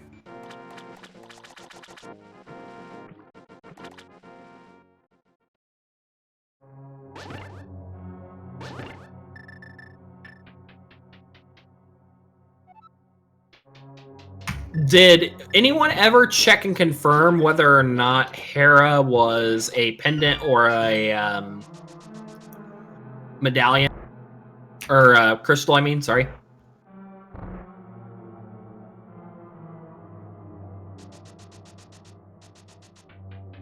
And Andy just realized that he does not have his big key.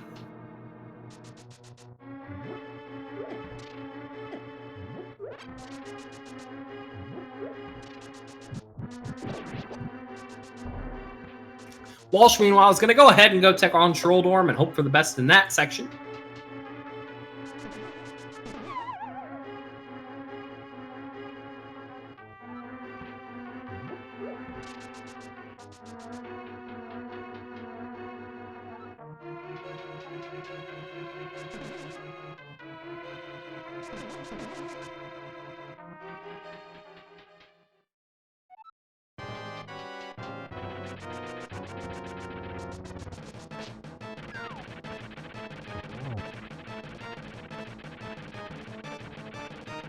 Trolldorm can even give the experienced runners some trouble sometimes.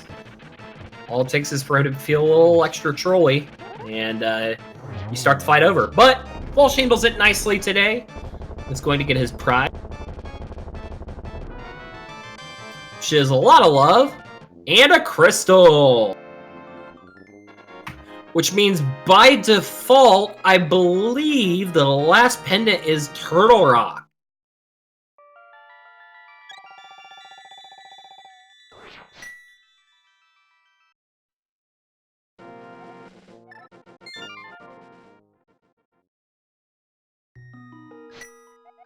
Walsh nicely executing through Tower of Hera. Meanwhile, Andy's going to go ahead and make his way into the back end of Desert Palace.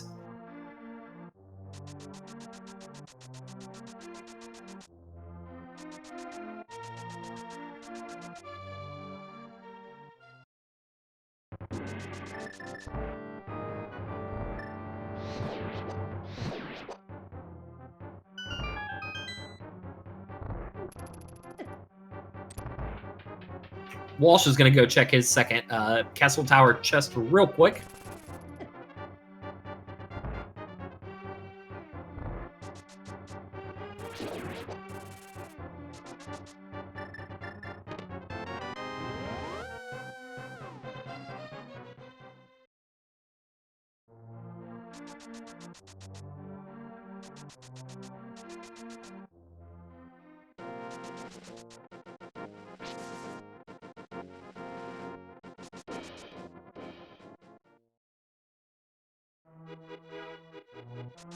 Andy very nicely cleans up Lammo, but he's going to be disappointed when he finds out that it is just a red pendant today.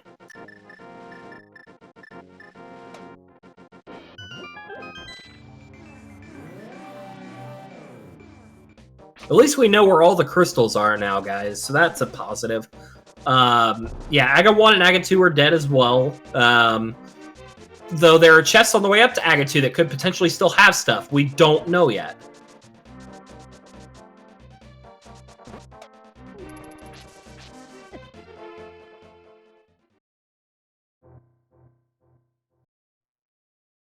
Meanwhile, Andy's going to come back here real quick and get his Eastern Palace big key.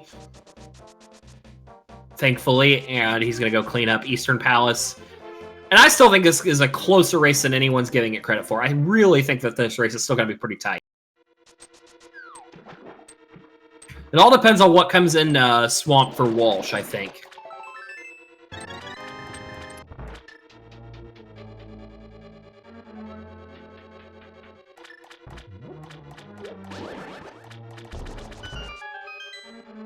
So Andy's going to go back in now and finish up Armos Knights again.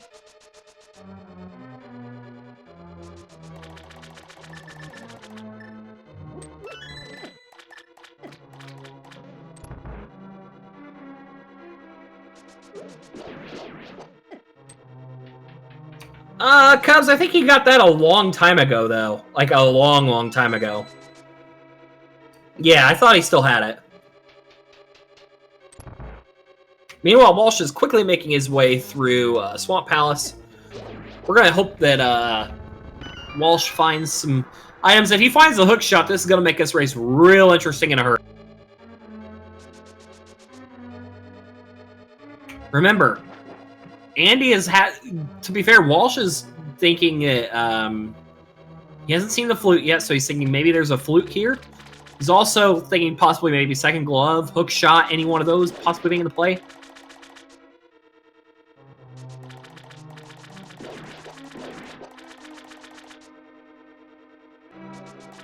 Andy getting his cane back. Meanwhile, Walsh finds 10 useful items in the aqueduct of the swamp palette. He's gonna go check everyone's favorite check-in Swamp Palace now. Walsh is the infamous left side. We all know how much everybody loves left side. Let's be honest, chat.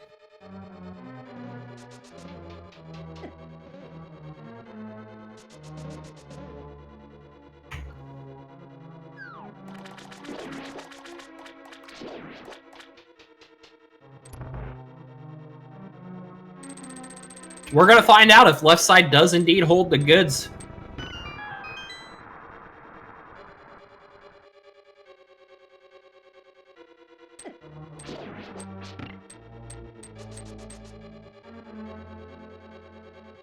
Andy with flawless execution through Armos Knights, cleans him up again, and gets his 5/6 crystal.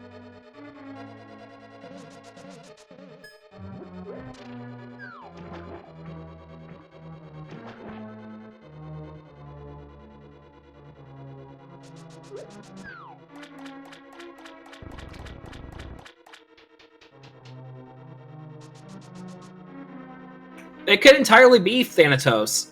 We don't know where Thieves Town is, and we don't know what's in the mire area of the map because we don't have the gold glove yet. So, a lot of options are still out in this in this game for both our runners. Walsh finds a compass on the left side.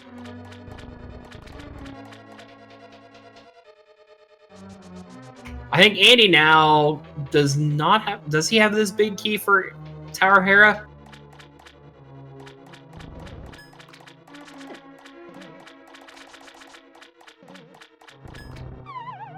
Welcome everybody coming in from ZSR1.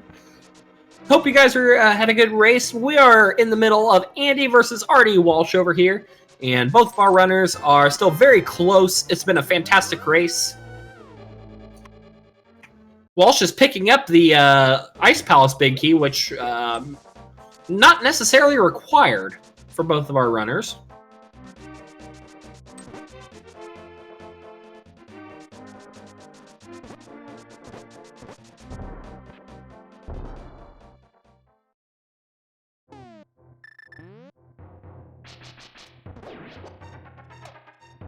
Meanwhile, Walsh is going to go ahead and check his Mimic Cave.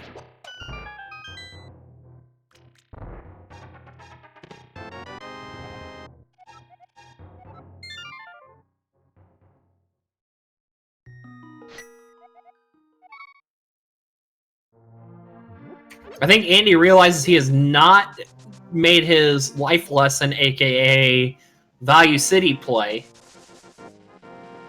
It'll be interesting to see where Walsh decides to go next. Okay, so Walsh is going to go ahead now and do his double dip back into Ice Palace.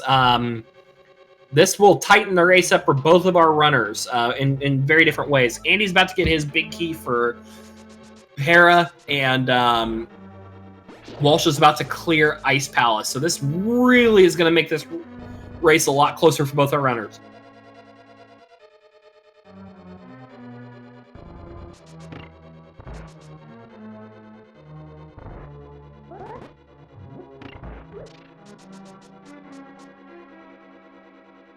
Andy does find his Hera big key.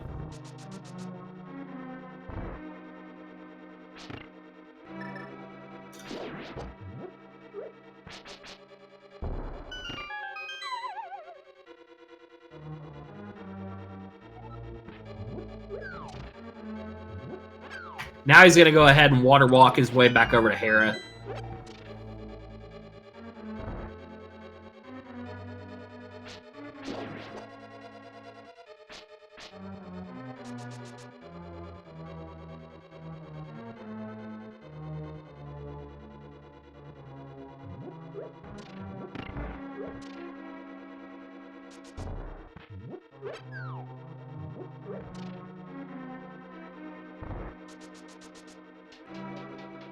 Meanwhile, Andy's going to go ahead and mop up the rest of Hera,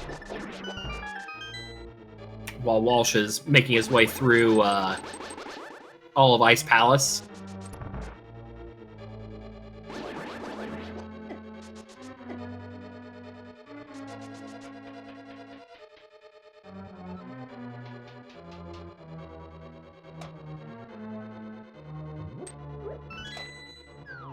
So, show of hands, who thinks Hookshot is up the GT Tower?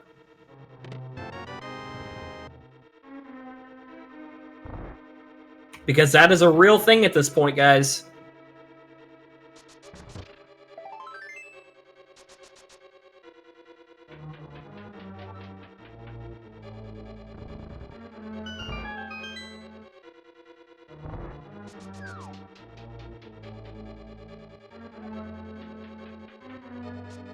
Yeah, we could do a bet on that, actually. What do you guys think, chat? Is the hookshot going to be on Trinex, or is it going to be in Thieves Town, or is it going to be on the Climb Up GT?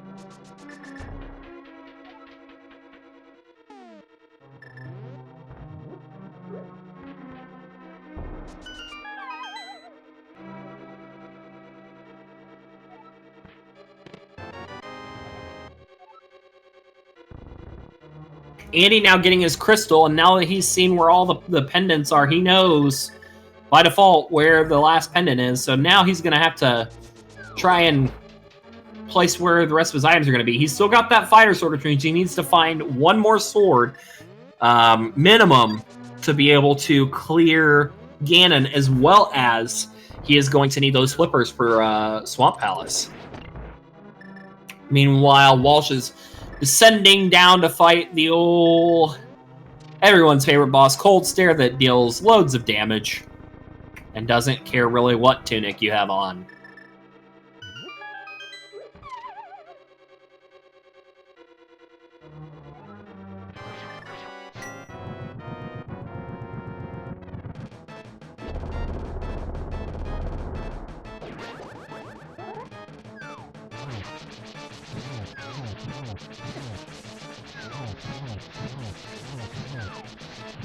Meanwhile, Walsh is opting to go the safer route with the hook shot, the fire rod.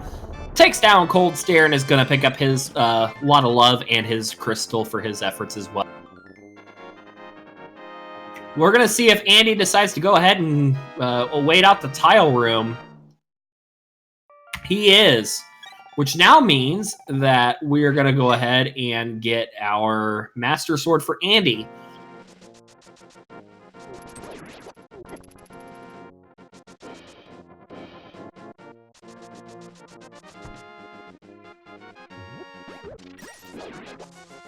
Yeah, flippers were in TR.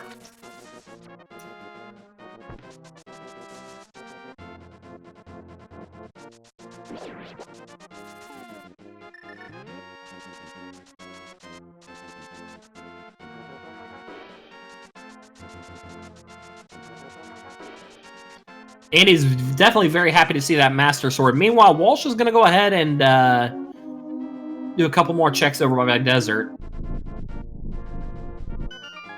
The hook could be on Smithy's. Could also be on Purple Chest.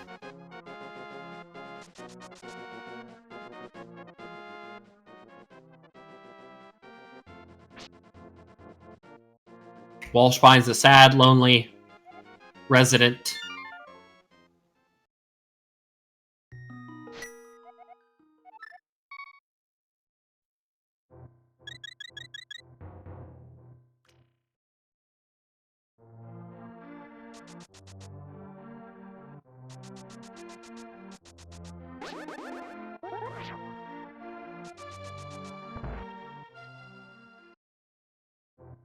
Andy opting not to do the climb.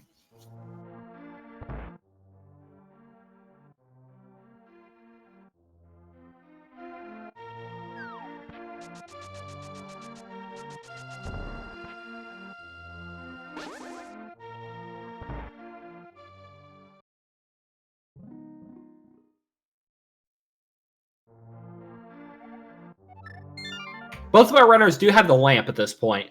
Andy's going to be the first to check the tablet, so... He gets a small key for pod. That's a pod key.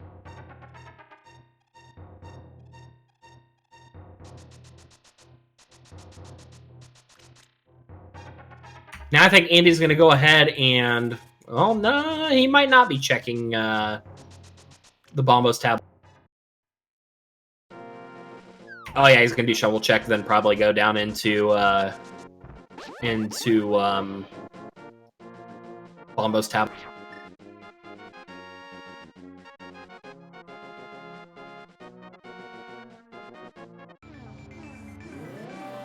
$300 oops for his trouble there.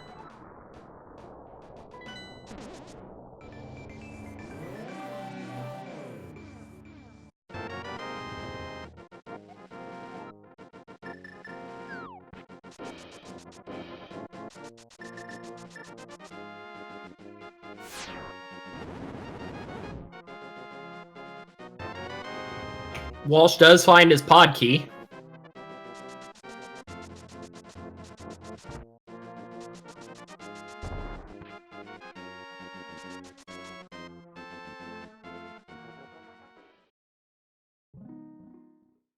And now the moment of truth. We are about to see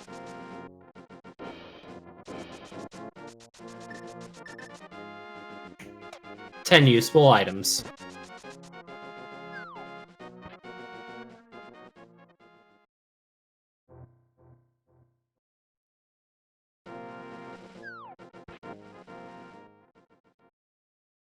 Okay, so that does limit a few things.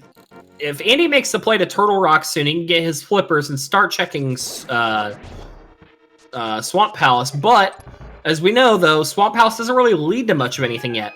Which is, in my opinion, I think knowing what I know, well, knowing what we know about the logic now, I think at least in my opinion, I feel like the play would almost have to be the climb of Ganon's Tower. But it's hard to say, though. I mean, you know, there's a lot of things that can still happen in this run. Oh, yeah, sure, we do not have the GT Big Key. Never mind. Ignore me. I'm being silly.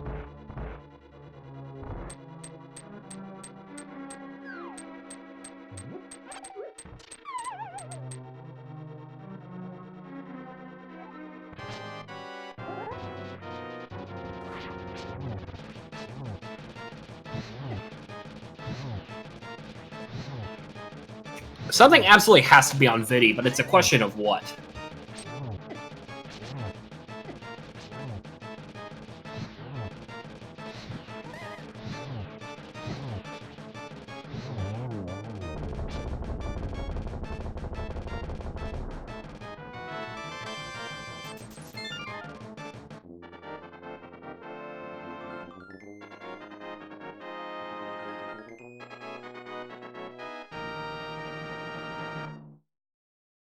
And he does find the mire area first.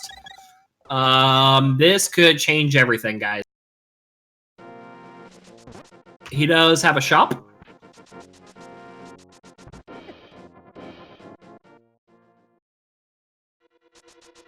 See what the old cave, dark side of Agina's cave is. It's a bomb shack. And about the worst location I've ever seen. It's pretty awful. Now we're going to check the old mire shed.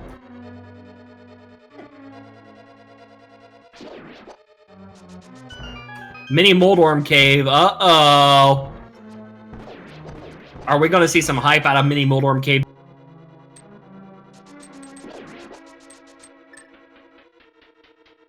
Meanwhile, Walsh is... Oh! Andy gets the golden... Oh! Oh! Oh my god. Wow. Wow. That was a thing. That was a thing, chat. That was, wow. Wow. Wowie, wowie, wowie.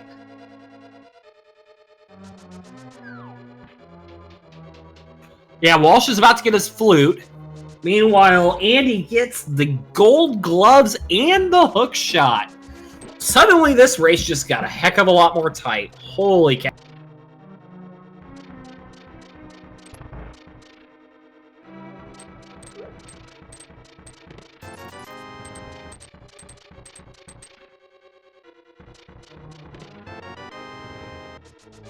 So I was wrong and lose all my fake monies I don't have, but hey.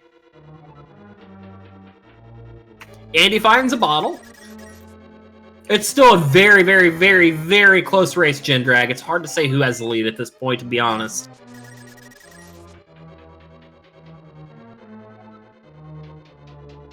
I feel like none of us won the bet, Wolfman. We all lose. We can all be losers together. Yay!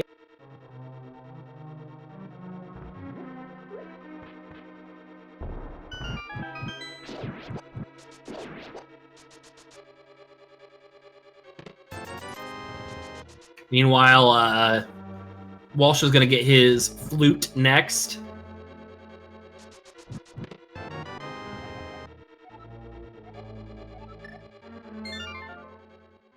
No, Wolfman, that can't count, but I will give you a crisp high five for that.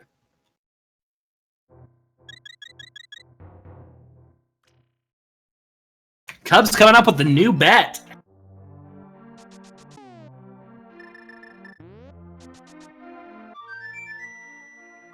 Meanwhile, we're going to rise for the national anthem a second time.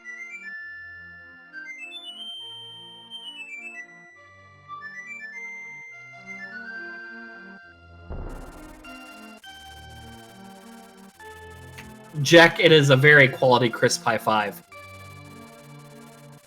Andy's going to go ahead and make the climb. We're going to see how quickly Walsh discovers where the Mire entrance is. Meanwhile, he gets called a creeper, chases off a guard, and goes about his business.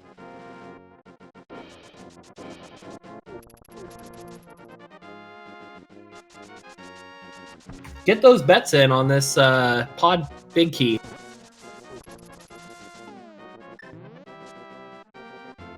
I'm going to say Pod Big Key is going to be in one of the two chests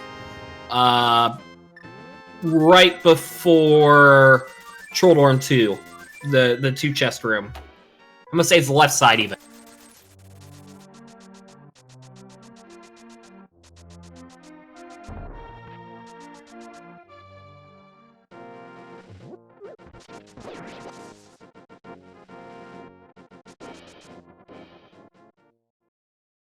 That would just be cruel, Zed, if it was in the GT Big Chest. Would be so cruel.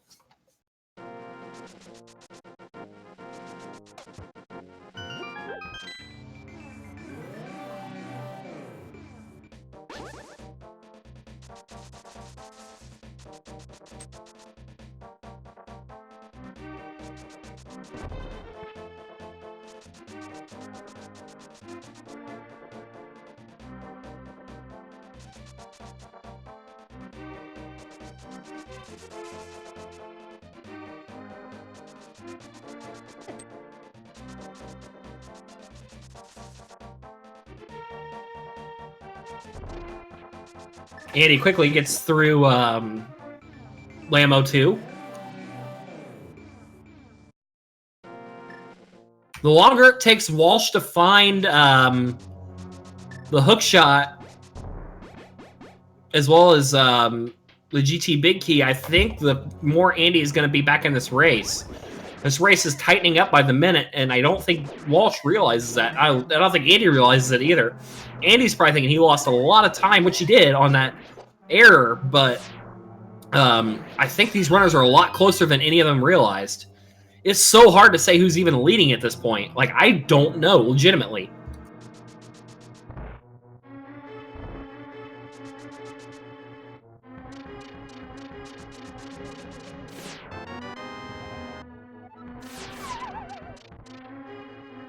Okay, we're going to find out if my bet's right. Left side's the bottle, or right side's the bottle, I mean.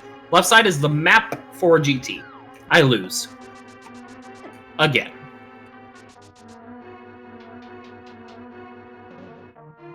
You gotta admit, though, guys, it's been a very fun race. I've been enjoying every second of it with you all. Andy finds even more of a safety net in the red mail.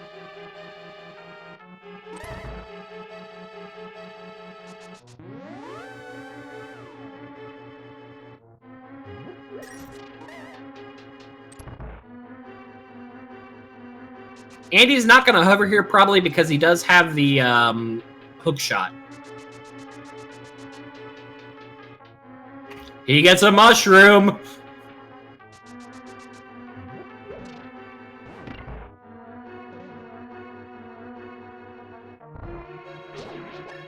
Meanwhile, Walsh is going to clean up Viddy.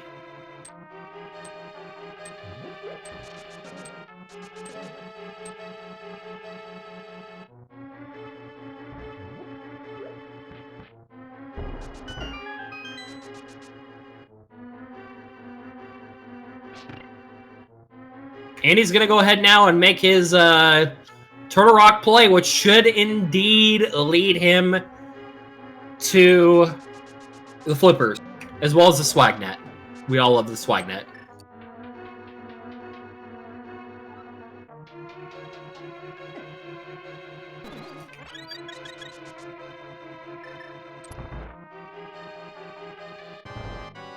Yeah, that's correct, Cloud. You do not need Aga 2. All you are required to be able to access the Ganon fight is to have all 7 crystals. Which right now, Andy has 4.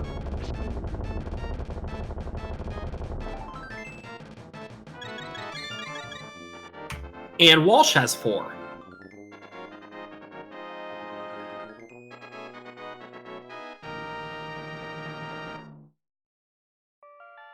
Andy gets the Ether and the Flippers.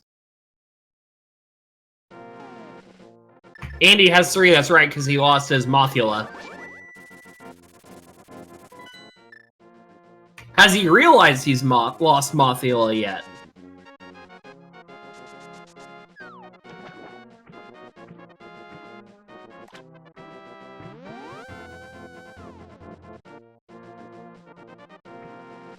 He knows it? Okay, okay.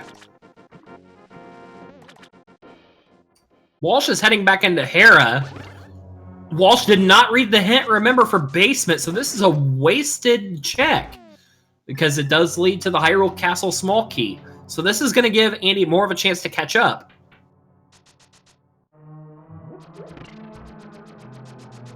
He's going to go ahead and take his little coffee break, and I'm going to as well and get a drink.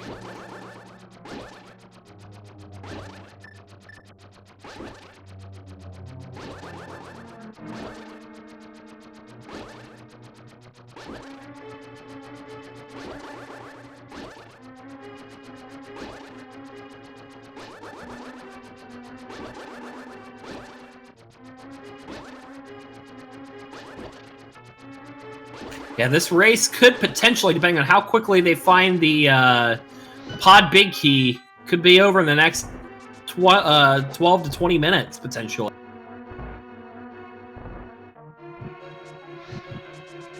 Walsh is not going to be real happy when he sees that this is indeed a Castle Tower, or a Hyrule Castle key.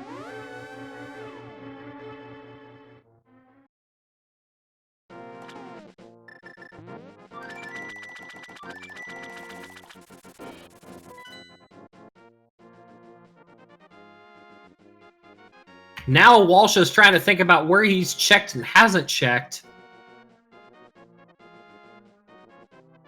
He needs to find that Mire entrance to be able to have a shot at winning this one. Andy is very quickly making his way through to Viddy.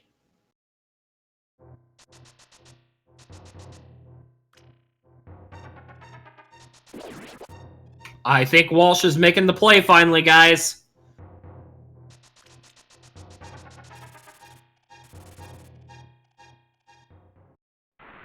He did make the play.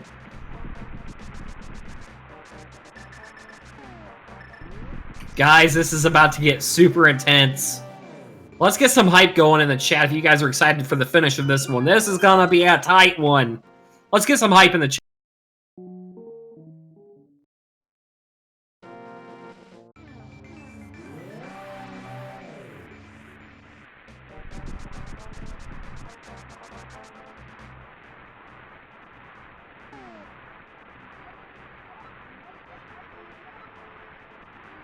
Andy gets the Viddy kill.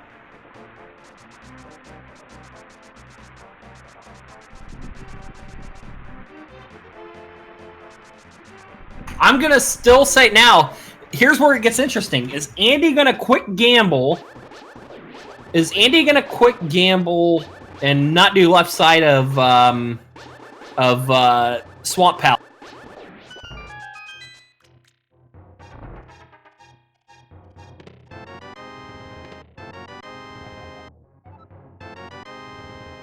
Meanwhile, Walsh does pick up his gold. And his hook shot. Now the question is going to become, does Walsh make the same gamble Andy did and try and climb GT?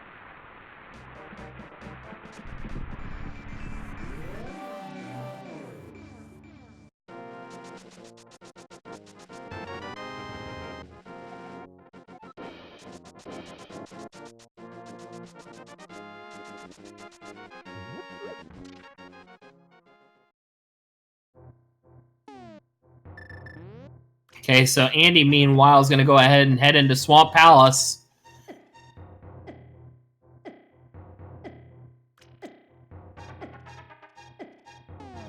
The question is Andy going to check left side or not? Meanwhile, Walsh is going to make his way through Spike Cave. $20 to the person who figures out why that's called Spike Cave.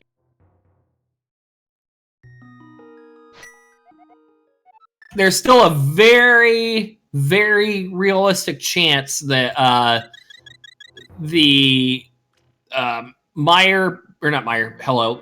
Big Key could be in Thieves Town.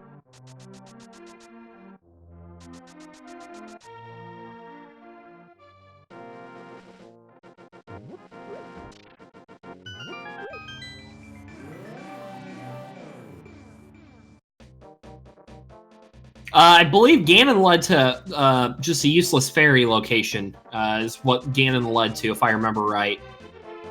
But I'm not 100% sure. I thought there was a hint that said that. I could be entirely wrong.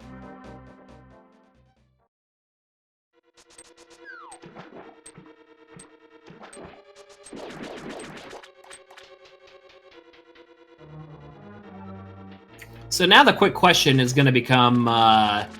does Andy go ahead and make the left side of Swamp Palace play, or is he going to just go ahead and head straight north up into fighting Argus?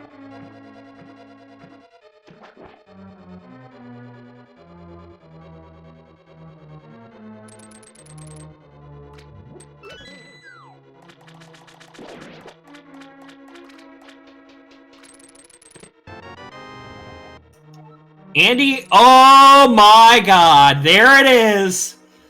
That is a game changer, boys.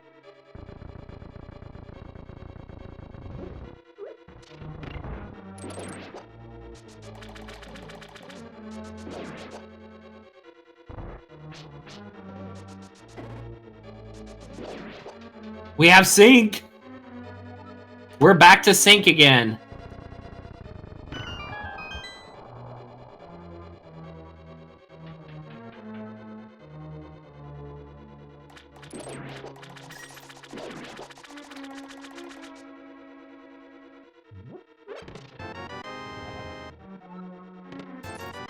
Here's the other castle tower key. This is 100% go mode now, guys. For both of our runners, technically. There's the Turtle Rock big key. Not that he needs it, because Trinex is not even a factor at this point. Yeah, Pod Big Key was in the Swamp Big Chest.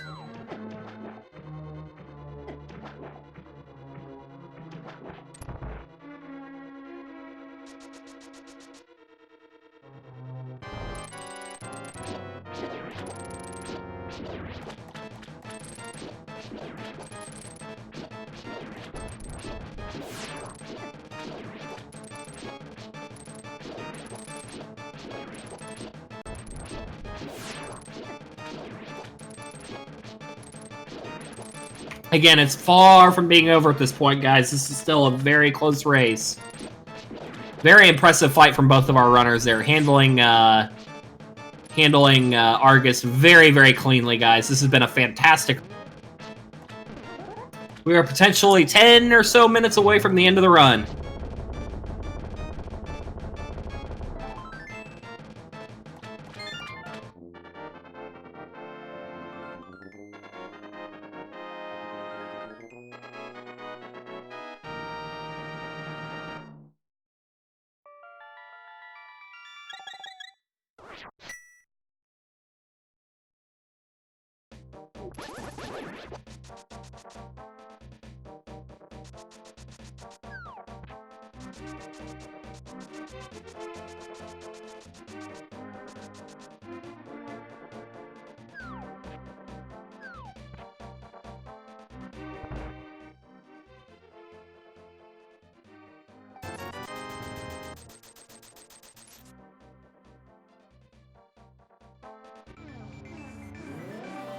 Andy's gonna have to quickly take down Mothula before he heads to finish pod.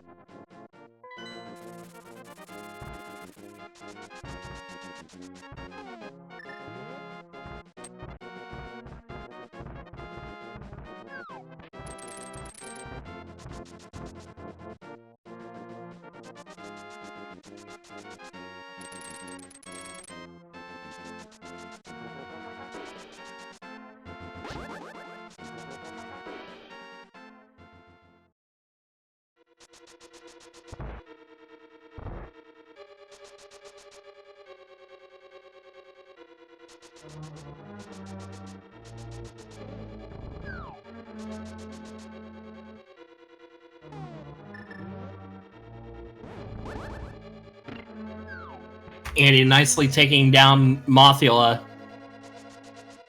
And now it just comes to a race of execution. Remember, just because Walsh is ahead does not mean that he's going to be the winner here, guys. Ganon with Master Sword is not fun for anybody. Execution is going to be the critical role here in who wins this race from here out. It's still a very close race either way, and you guys were treated to a very, very fun race today, no matter what happens.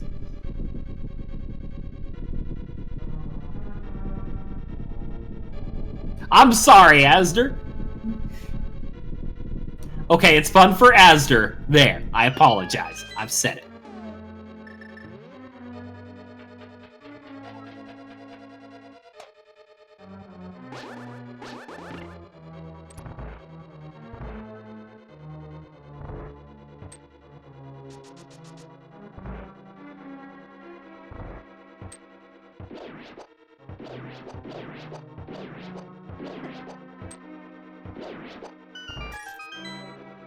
This is such a tight race, guys. Holy smoke.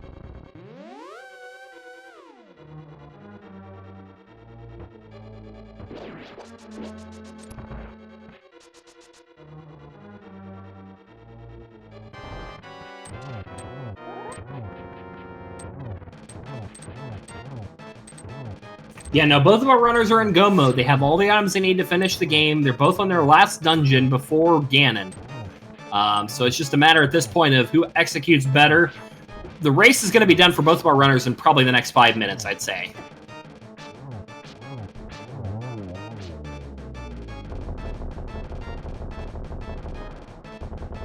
Walsh very nicely handling the King Helmassar fight. Andy is just getting ready to start King Helmassar.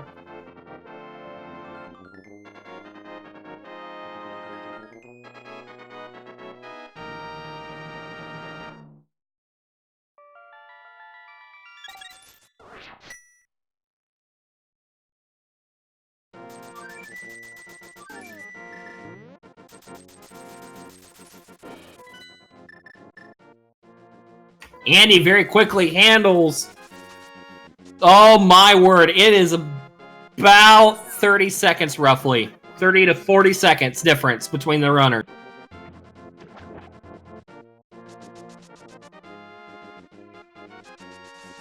Oh no, Walsh is going to the wrong drop! Oh no! Oh no! Walsh is going to the wrong drop!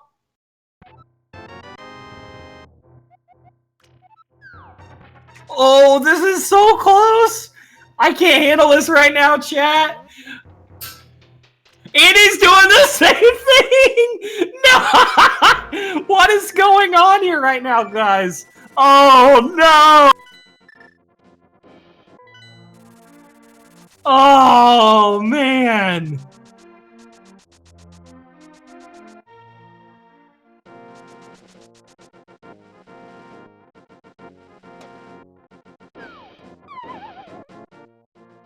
Alright, Walsh is starting his Ganon fight at 2:15:45.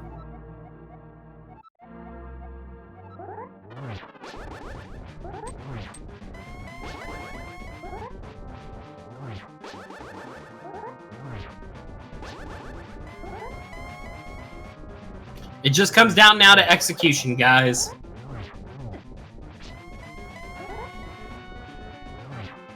Remember, don't hug the pig. And you will be alright. Both of our runners are on Ganon at the same time. Can you beat that?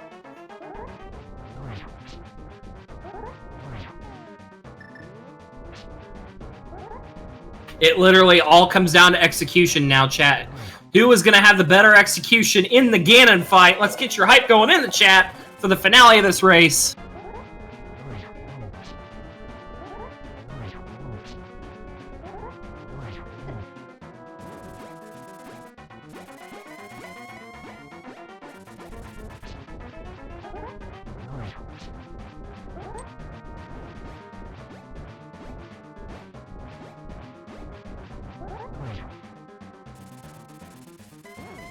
Oh, this is such a close race.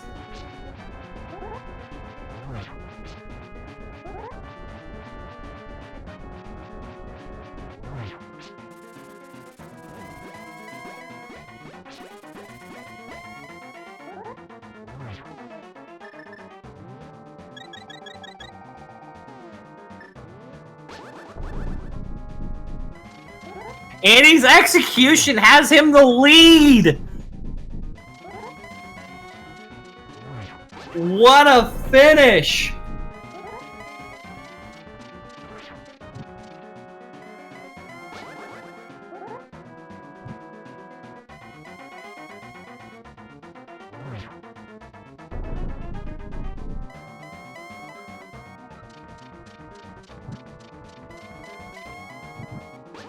Andy gets the final hit in just in time! And the closest race I have ever seen in a randomizer race is coming to an end. Andy should be ending with an official end time of 2:18:18. Holy crap, what a race, everybody. GG's, everybody in the chat, for a phenomenal close race. That was seriously unbelievable in every way. Guys, give up all your love to both of these runners. I don't even know what to say, guys. I'm left speechless. That was just such a phenomenal finish for both of our runners.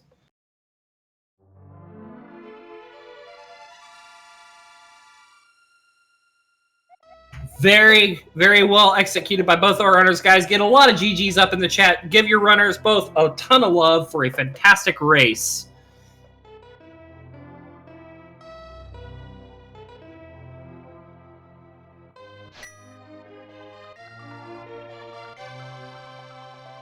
And GG to Walsh as well for finishing up and cleaning the race up, both at a very close time. That is unbelievable. What a race, everyone involved. I can honestly say that I am so glad that I was able to be a part of this race and to watch just the nail-biting action that this race ended up being for everyone involved.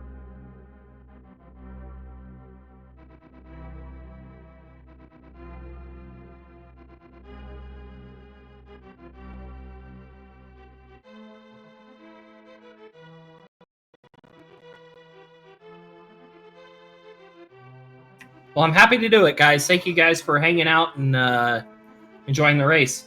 As we're now being joined by Walsh. Walsh, welcome. GG's on that race. Yo, GG. Oh, man, dude. I'm glad I could keep it close at least. That was, honestly, I can speak on behalf of everyone that was watching the race. Easily the best race I've ever watched in a randomizer tournament. That was phenomenal to watch. Yeah. Andy filled me in a little bit on like some of what he did in the race room, but like, yeah. Sounds like we both kind of did some dumbs, but yeah. I'm happy that I could keep it within a minute. Yeah. I'll be honest, the logic at first, it was, especially the first half hour, 45 minutes, there was no real direction in where you guys were going. It seemed like you were finding a lot of the connectors. You were finding a lot of not really any kind of key items. You just were finding mostly different dungeons and not really a whole lot of items. Talk me through a bit that first hour of that race or so for you. What were you thinking? Man, I think I was really overthinking my routing in the early game. Obviously because like I last loved the Moon Pearl, but yeah, like I know that like going to EP when I did like that gave me like just like a ton of options that like were taking me away from that Food 5 location. Like yeah, like Canis Mario, Fire Rod, and like so many entrances to Turtle Rock available. I just kind of like went for all of them, I think. But yeah. I kind of knew I was behind after like I double dipped ice, and yeah, like I was just kind of waiting for that dot done. And after I saw the Dark Palace big key and like the Swamp big chest, I was like, okay, maybe he went to Mire after Swamp, but no, was near to be. Walsh, I will give you an idea how close this race was. You entered Ganon about 15 to 20 seconds before Andy did. Yeah. Yeah, my execution is like I'm not really like I'm obviously not like Andy's caliber of runner. Like oh man, the lag on the Burno alone. Like yeah. I kind of figured that like I was like at least a little bit. I was really bummed when I like went to the wrong drop down, but yeah. That's not really surprising to hear that I was in Ganon first. Yeah, I mean, honestly though, like don't sell yourself short. You ran a phenomenal race. Your execution looked very good throughout almost the entire race. Mistakes are going to be made in any tournament. It doesn't matter your skill level or not, but you raced a very good race and you absolutely have nothing to hang your hat on. That was a very, very well ran race by you, and I cannot wait to see what you have in the next round. And now we are being joined by the race winner, Andy. GG's, Andy. GG. So that last minute we were just talking to Walsh was the most intense I've ever watched in a race, I think, ever. Talk us through what you were thinking when you were getting anxiously close to Ganon and still hadn't seen the dot done in the chat yet. I don't really know. I had counted myself out about like an hour ago. So I don't know. I was just, trying to play well towards the end to, have a chance, I guess. Talk us through what you were thinking. Yeah, you guys entered Ganon roughly within about 20 seconds of each other. Walsh did enter first, and then you guys, it was a phenomenal ending to that race. Andy, talk to me about your play as far as going through pod, making your mimic glitch, and then going through and getting your early flute, as well as those items in the back end of Dark Maze. I thought with the early flute and then me sequence breaking the glove really early, I was a lot more thorough, checking everything. So I figured I was doing pretty well up until the the pod revisit mistake. Yeah, I found a lot of stuff. I'm pretty sure like the only entrance I had left was Pyramid Crack, which is Thieves Town. I don't know where else it would be. I guess maybe Mire entrance, but yeah, I was feeling really good for like the first 60% of this race.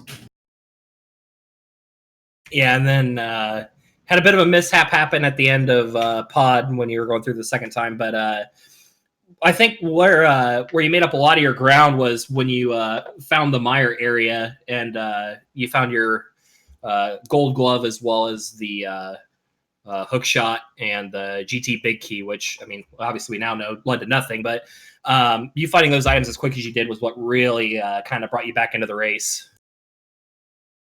Yeah, at that point, the only like things I hadn't really done connector wise were all the dark caves, and I only had 4 listed, so I knew one of them had to go somewhere that I didn't know yet.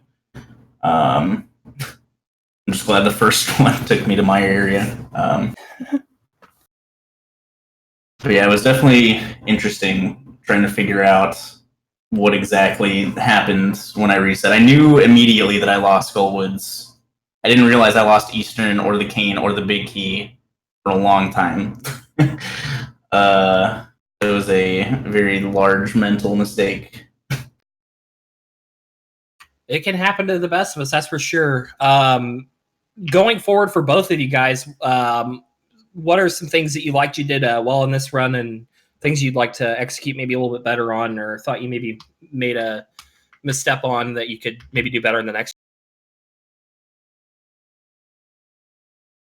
I think for me, like the thing that I really need to work on is like obviously like just tracking entrances better, because like that Meyer portal, I basically last entrance that, and now I'm ruining the Hera basement check because that was like yeah. But no, also sorry, words. I'm very stressed. Yeah, like I kind of forgot about that like dark connector that I saw in Kakariko, and then like about like I don't know 25 minutes before I finished, I was just like thinking, you know, I saw a dark room in Kakariko Village. Hopefully that's nowhere important. I kind of full cleared, but like I always had like things to do that weren't that dark portal, and then just kind of like grew larger and larger, and then like it did some extra like double checking for that, and yeah, I didn't feel good about finding that hook shot because I went into Swamp Palace really early. That Ice Palace Big Key leading to the Thieves Town Small Key, I laughed out loud at that. But yeah, as far as things I did well, hard. I'm trying to think of something I did that I can like point to that I did well. I don't know. You go, Andy. I'll think about stuff. The Fluterly was really nice. Like just having quick access pretty much everywhere saved so much time early on. I also forgot to equip Quick Swap, and I was just like, man, that's like a couple minutes down the drain. But sequence breaking for that glove, like right when I got the hammer from the dam, I was like, I need to get that glove now. It's going to save me so much time everywhere. So getting that glove as early as I did definitely just, you know, helped me cover my bases when checking stuff. I could basically full clear areas on the first trip through since I hadn't really done that much of the Dark World yet. It definitely pays off to know some dumb sequence breaks sometimes. For sure, for sure. Do either of you guys have anything you want to add?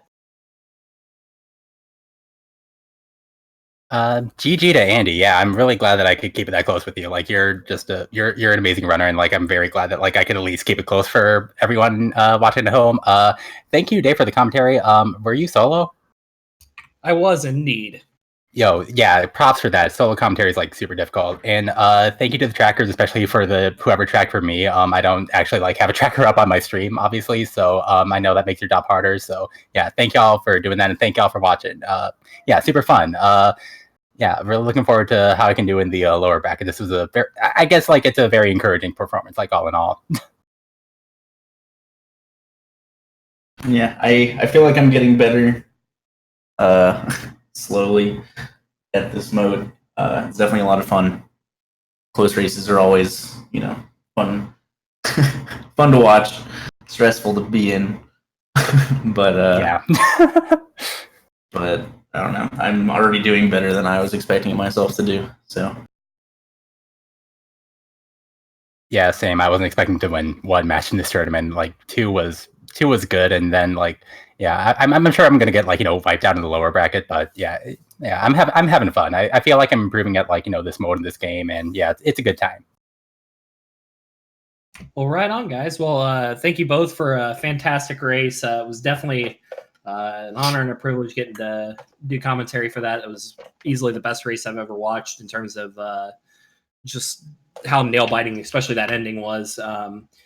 want to go ahead and take a quick moment. Thank Cubs Rule for doing restreaming and for tracking, as well as Mind of Me for doing track work for both of our runners today, and Trez for putting on an amazing tournament. As always, everyone, you should definitely go follow both of these amazing runners, Andy as well as Walsh. I know they both greatly appreciate it, and go follow this man, Ultimate Dave. Solo comms, great job. He deserves everything. Well, thank you, my dude. We'll see you guys back for the next race. I believe they've got one. We have 5 matches tomorrow. First one scheduled at 2 o'clock Eastern, 2 o'clock p.m. 1800 UTC. We're gonna try to restream as many of them as possible. Do need some commentators and trackers though for as many of those races we can get. We do need some help. So if you are available, if you're in the Discord, please go ahead and sign up for those. If not, and you want to help out, join the tourney Discord. We feel free to ask. We can get you set up. One final thank you again to Andy and to RD Walsh. A big thank you to my fellow tracker tonight, Mind of Me and Ultimate Dave. Again, great job on comms. And that's going to be it for us tonight, everybody. Have a good night. We will see you back tomorrow afternoon.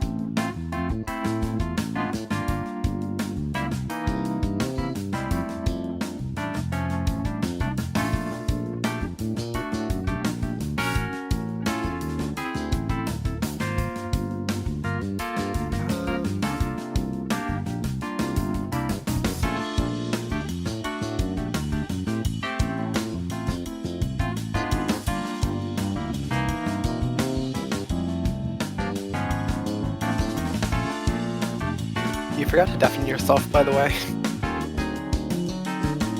Whew. It's deafened on the. Yeah, they could hear me. Yeah, well, shit happens. They heard it. That was